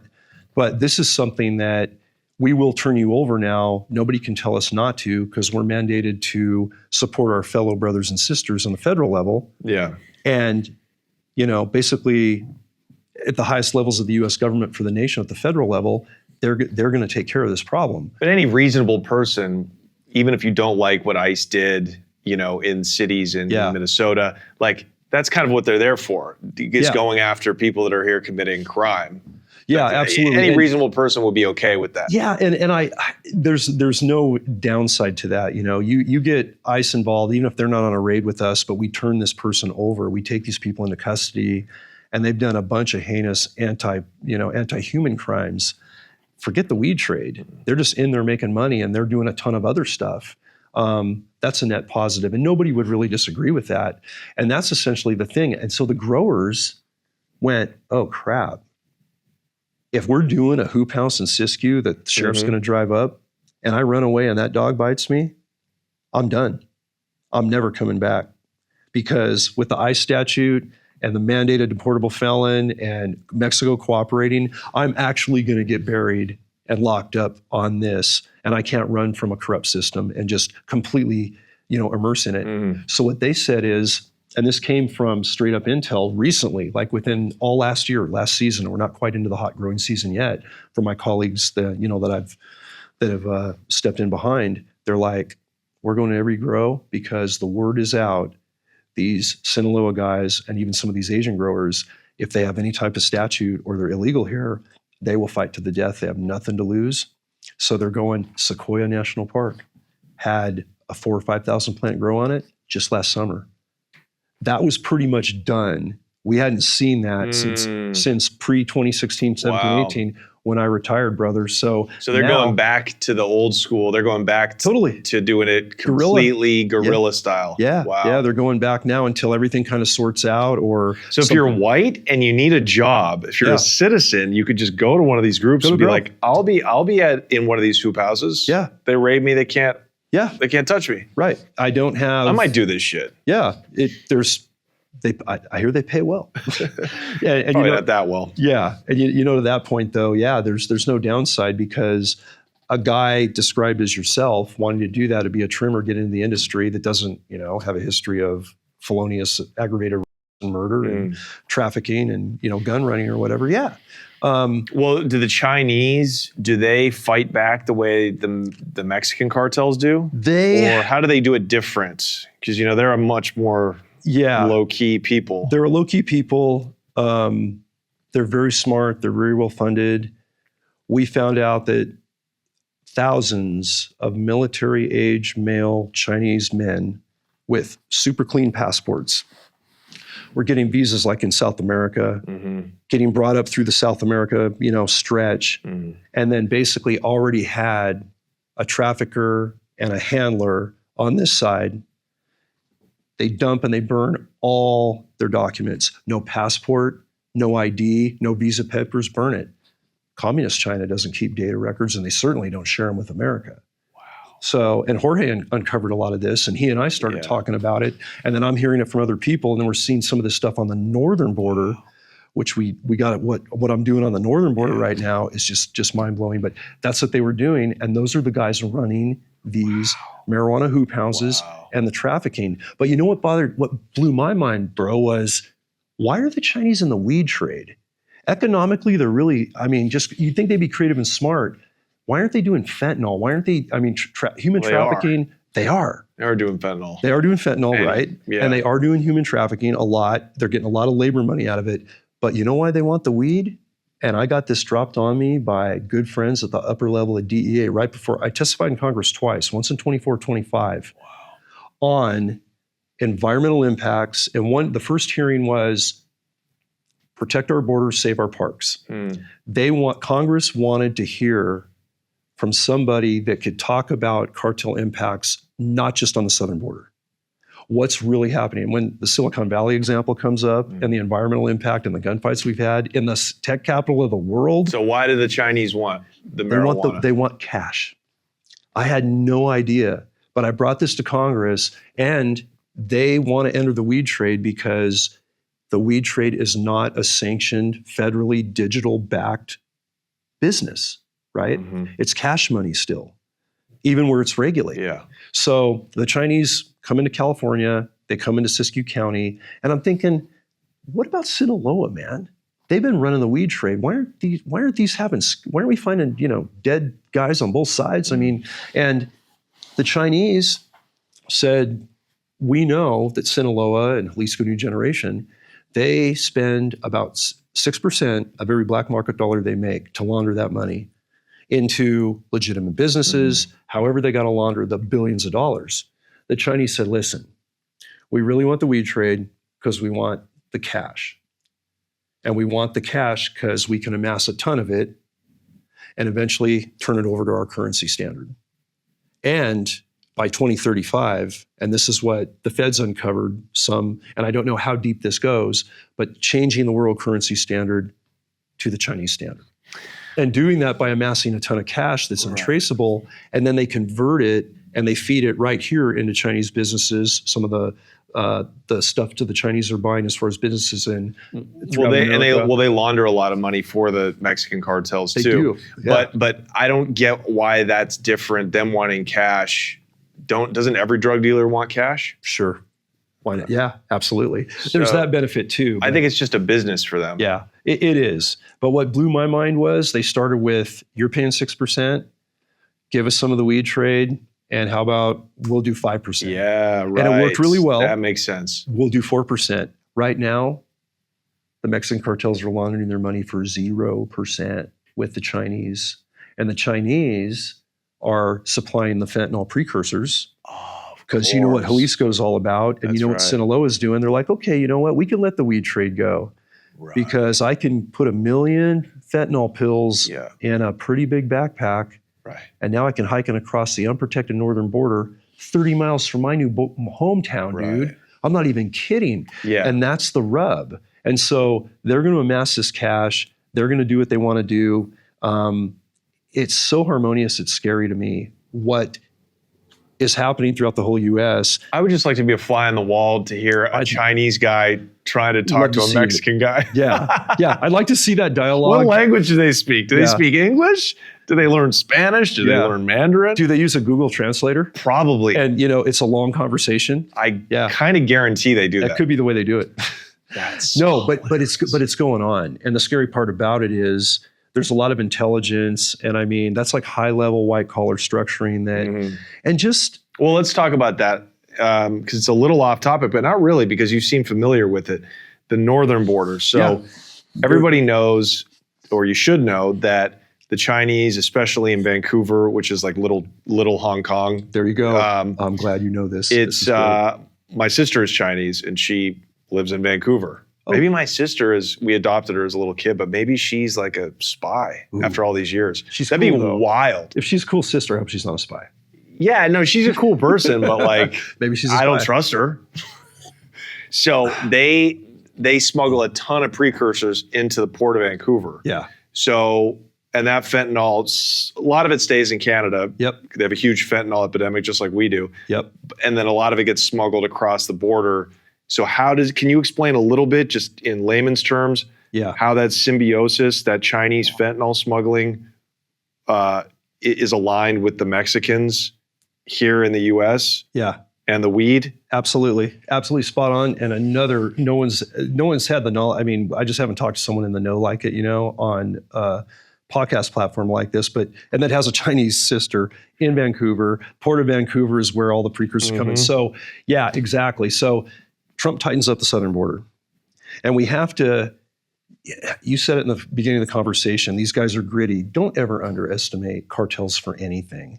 These guys are integrated, they're smart, they're businessmen. And you know what? Cartels are like water. They are not going to continue to beat their head and try to push through that southern border. They're going to go all the way around and drop into the west side of Canada. And the other thing is, Canada law enforcement are awesome.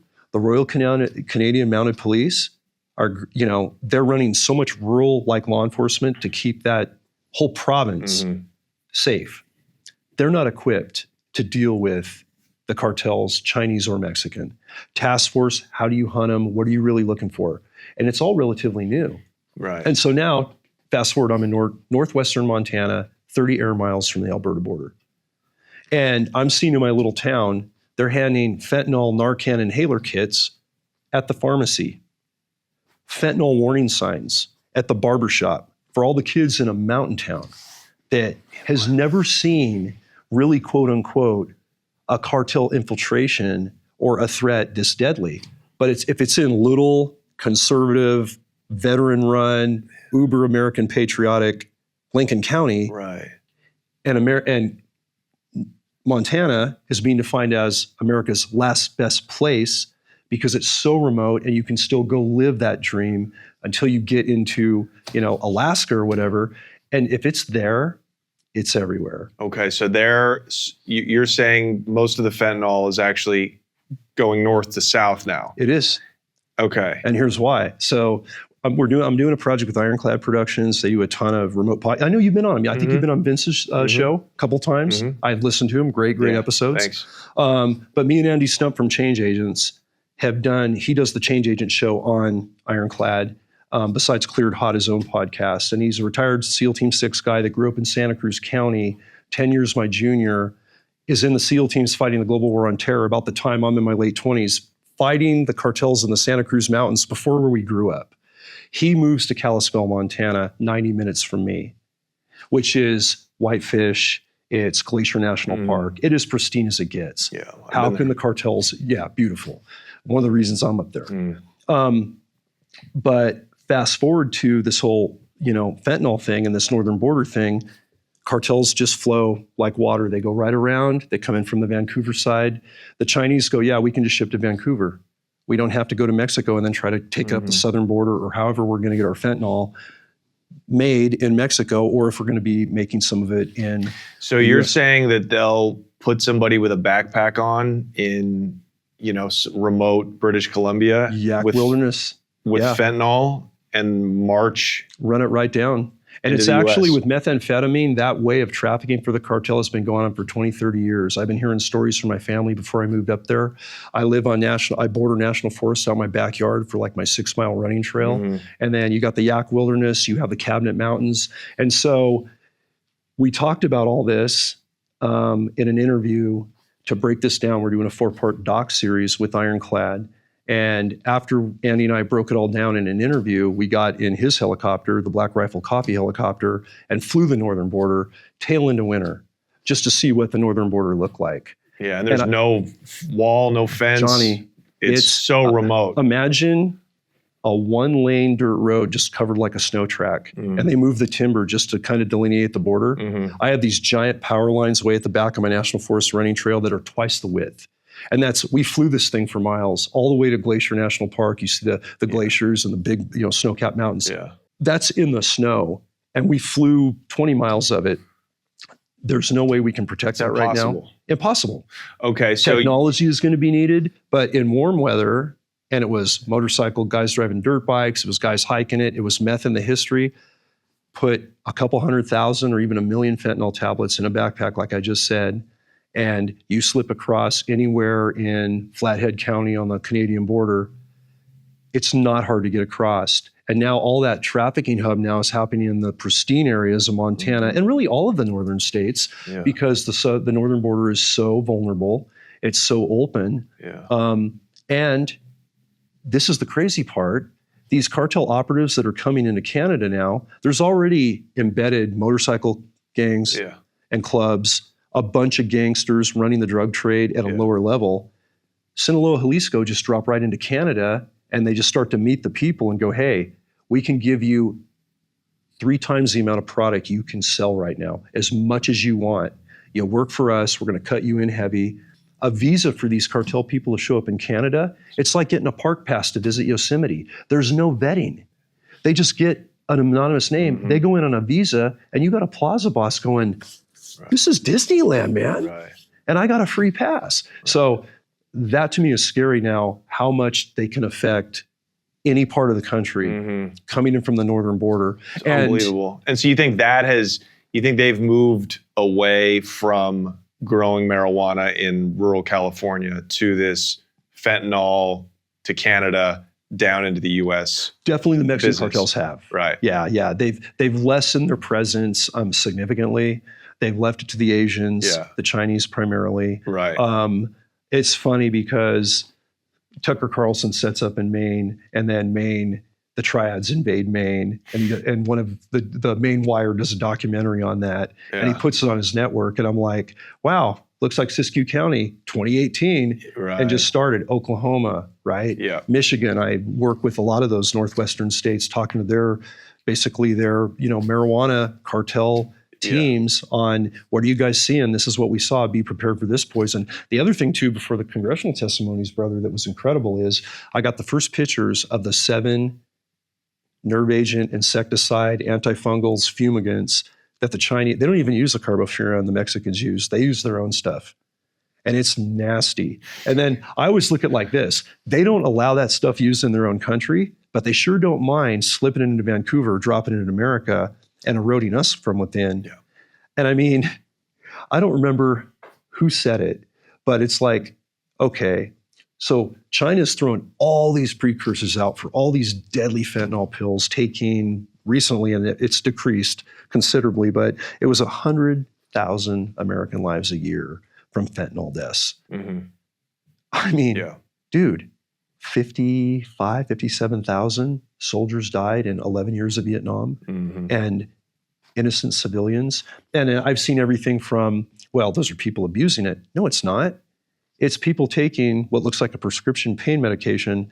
Silicon Valley, a friend of mine had a niece, valedictorian 2 years ago, about to graduate high school, had an Ivy League ride scholarship for volleyball and something else.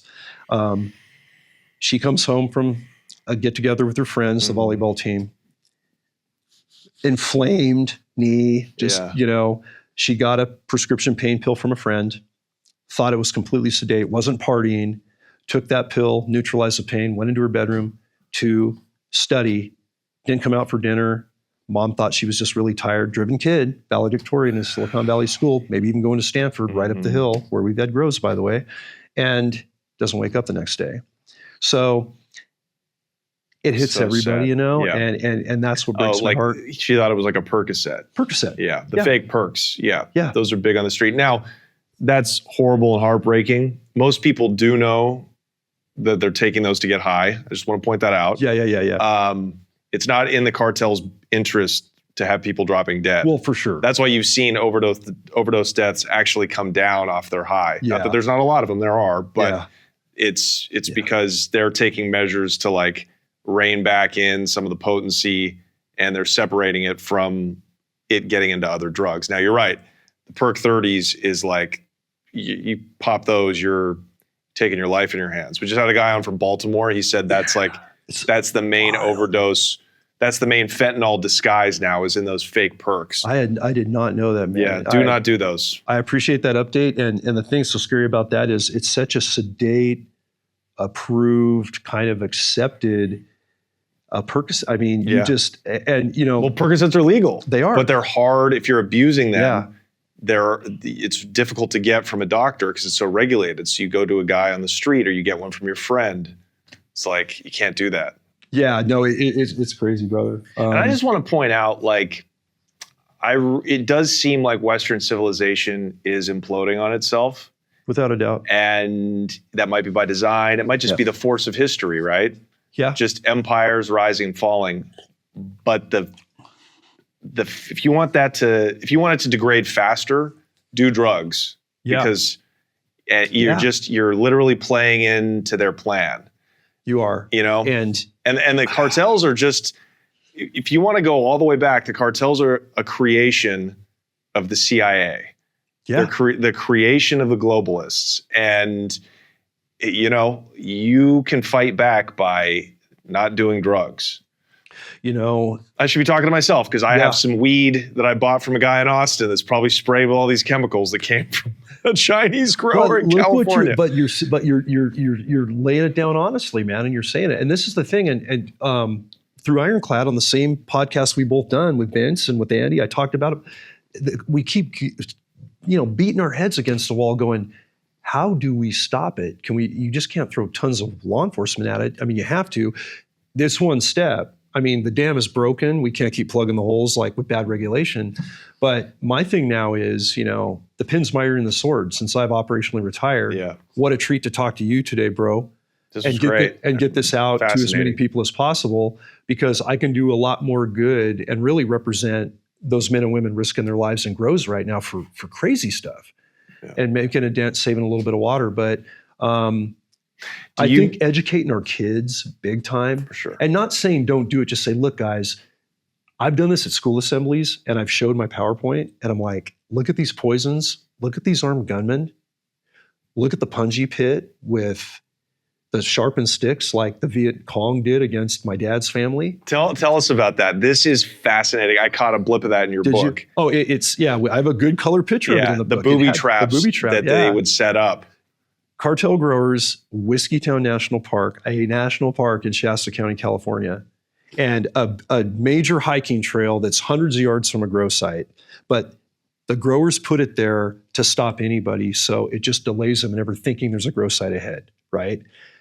Canine Phoebe, the wonder dog, has a good nose for something wrong, and Rumble and his dog Phoebe with the Shasta County Sheriff's Department are walking that trail. They've got intel, they've found the grow, they're working their way in. I'm down somewhere in the Silicon Valley working with like the sheriffs. So we're not doing a whole med operation together. We would bifurcate sometimes and then come together as a team. I start getting these text pictures of the ones that are in the book of this freaking punji pit. I go, where are you? I saw your ops plan, dude. I approved it. You're in Whiskeytown, right? He goes, yeah. This was on the main trail. And it was completely covered with like a tarp and leaf litter, so it just looked like the trail. Wow. And Kerry Erickson, a really good sniper and awesome sheriff's deputy, was on point with Shasta, was about to step into it. And apparently, Phoebe alerted. They halted the team. They peeled it back to the picture you saw.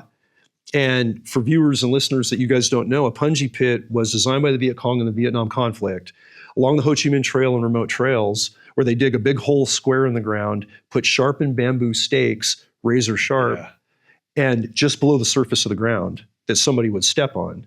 And what they would do is they put human excrement on the tips for infection so that when the soldier stepped into that disguised pit, they would get their leg sheared, their Achilles, their whole calf, and get that blood infection to take a bunch of people out, including medics that are going to have to tend to them. Yeah.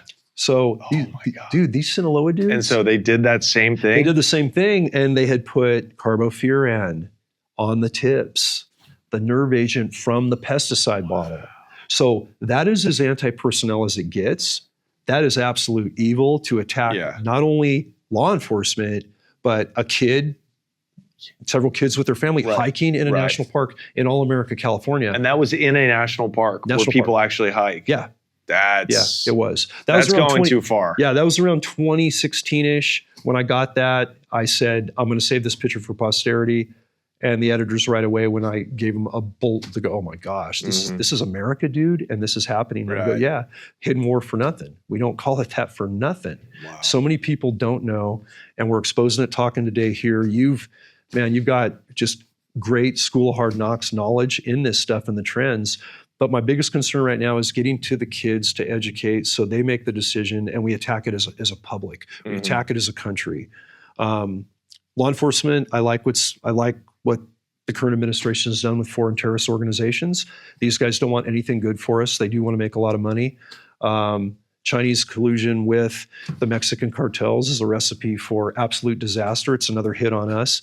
And I agree with you. When you look at the Roman Empire and we talk about empires falling after that 250 to 300 year mark. Yeah, we're right there. We're at 250. We're on the precipice, right?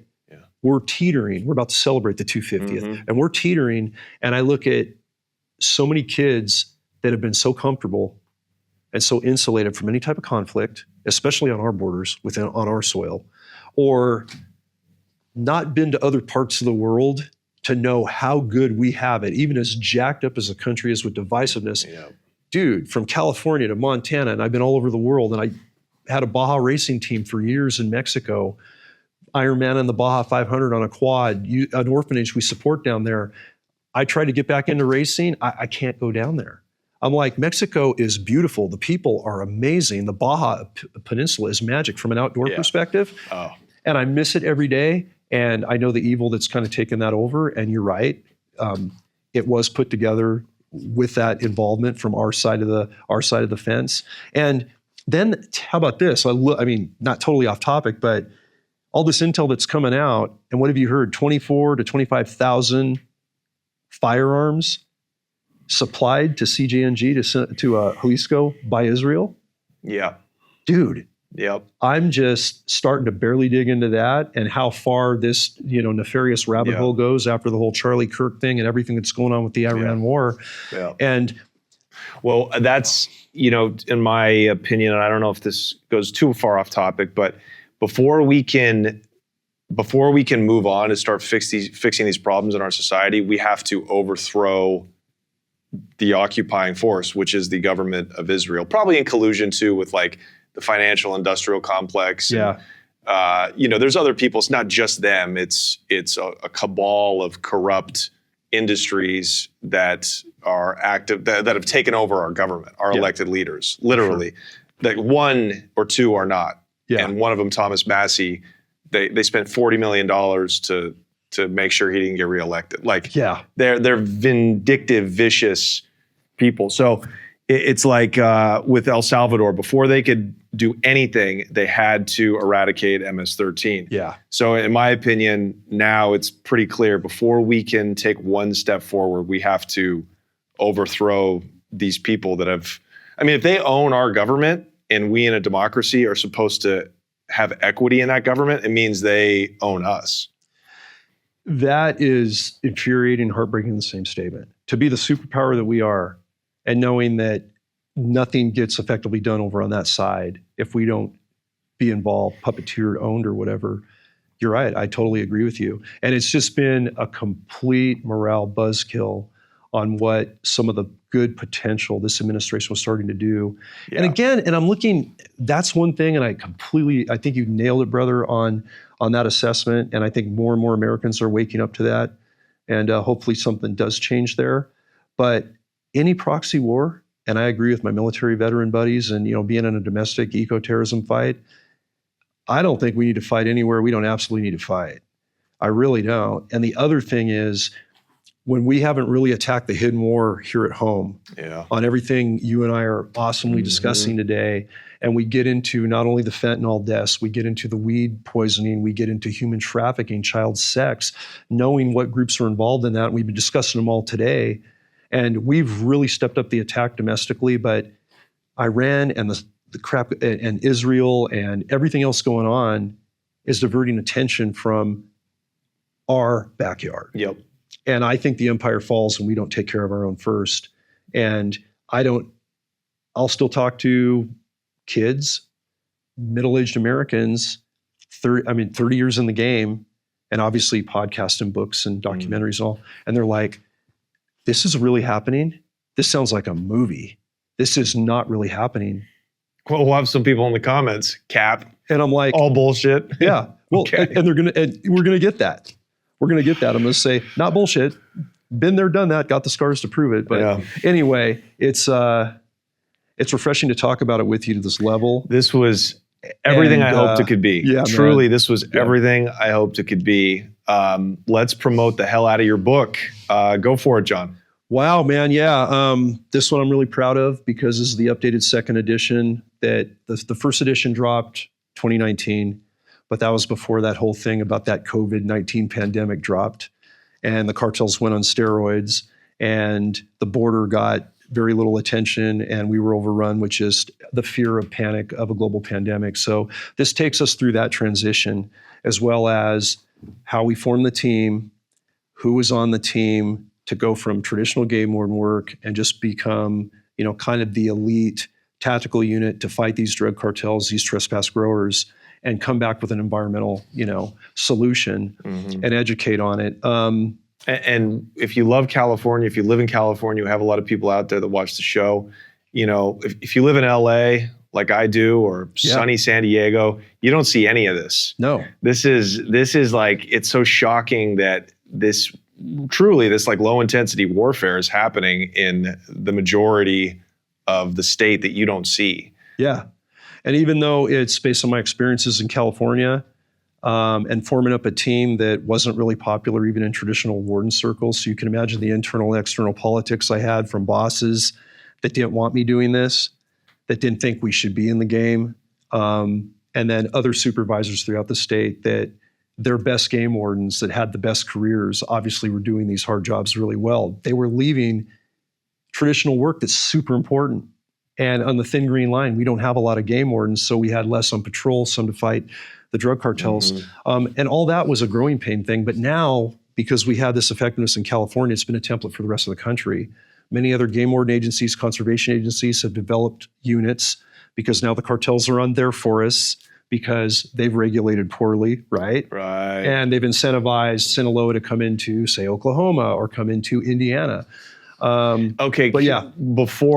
Because I now have more questions, we can't end right away. Oh, no. So what other states have been impacted by these poor legalization laws like California that now have a ton of cartel growers? Yeah, a ton in the Northeast that I've been working with: Michigan, Maine, Oklahoma, New Mexico, Colorado, Oregon, Washington, California, and many more escaping me. But and these are greenhouse or are a mix of both? They're primarily a little bit of mix of both. Like there's refuges like in Indiana and down in Tennessee and just different places, even states that haven't regulated, but that they will have that outdoor presence. But once you adopt the misdemeanor standard and you want to just incentivize weed sales legally, regardless of intent, that's when they flood in. Oklahoma followed California's model almost to a T. Well, that's the biggest state for growing now, I think, it is. per capita or per square mile. Yeah. It's Oklahoma. And they are battling that as well as they can. I just spoke we had a kind of a marijuana summit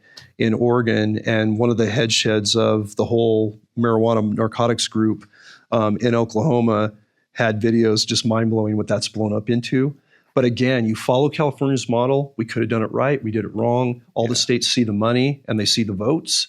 Right. And that's what those administrators go for. So, there's more states escaping me right now, Johnny. But so you think it's got to be, okay, make marijuana legal, make growing it without a permit illegal, make it a felony. Yep. And lower taxes. It's the only good thing Texas does. Yeah. The state stinks except for the tax policy. Yeah. Okay. Yeah. So true. John knows. I'm with you. So that's Montana too, man. John doesn't make any money. He doesn't know anything about Texas. So that's like that would be like your recommendation if you were the new governor of California, for example, which we're about to have. I would start there. And I can tell you right now, somebody like Chad Bianco, who I know and a lot of people know. I don't know. I followed a fair amount of the California politics, but you got to put the deterrent back in, and then you got to attack it on a national scale with educating youth, and then make it easier for good growers, good business people to do business. Yeah. You have to make it. You have to let them compete. Yeah.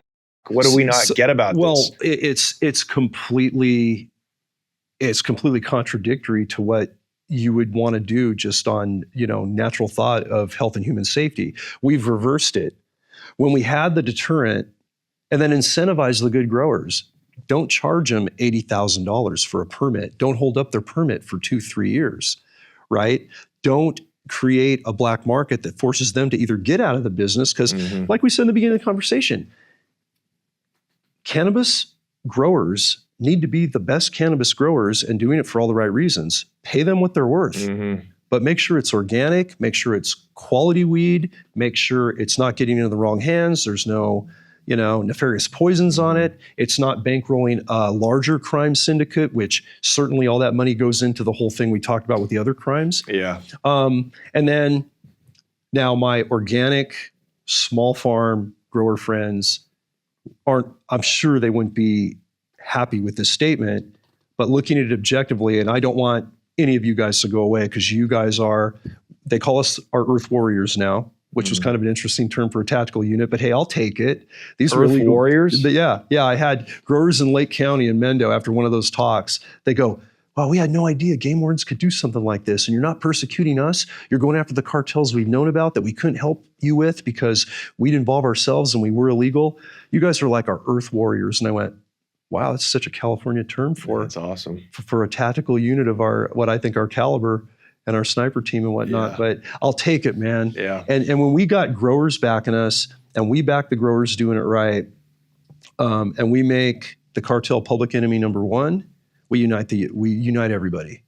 And like I said, I show that PowerPoint with those graphic pictures of dead poison animals frothing at the mouth, black bears, foxes, golden eagles, mountain lions. And that's from when they go to eat the plants? Yeah, they just barely get into a little bit of that poison, and 10 minutes later, they have the most violent death an animal can ever have. And the crazy part is, as a hunter, I always wanted to make a clean, humane shot. And killing an animal is the least enjoyable part of a hunt, but it's done for the benefit of the species and providing sustenance, right, under the conservation model. Hunters make wildlife balanced and everybody thrives.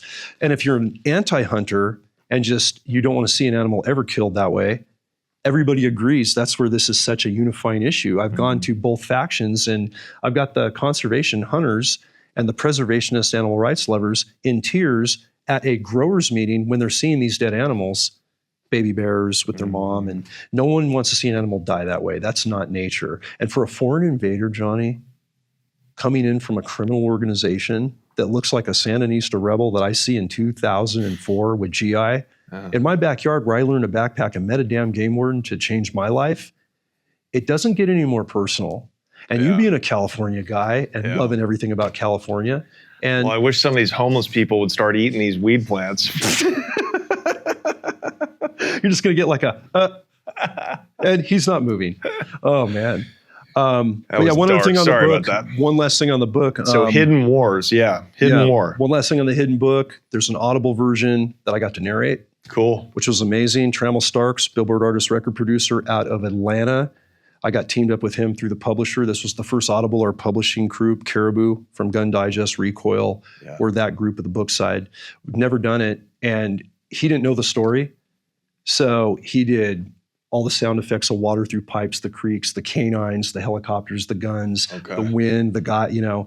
But he originally scored it for no charge with our budget. He goes, I need to score this. I had no idea. I am part of the Thin Green Line. I want to fight this hidden war. So the Audible's cool. I recommend if you can guys get that on Audible. You get it on Audible. And like everything, I don't watch news. I listen to good podcasts. And I don't really read the books I get from other authors. I buy their Audible and I listen to it. You know, I want to just hear it.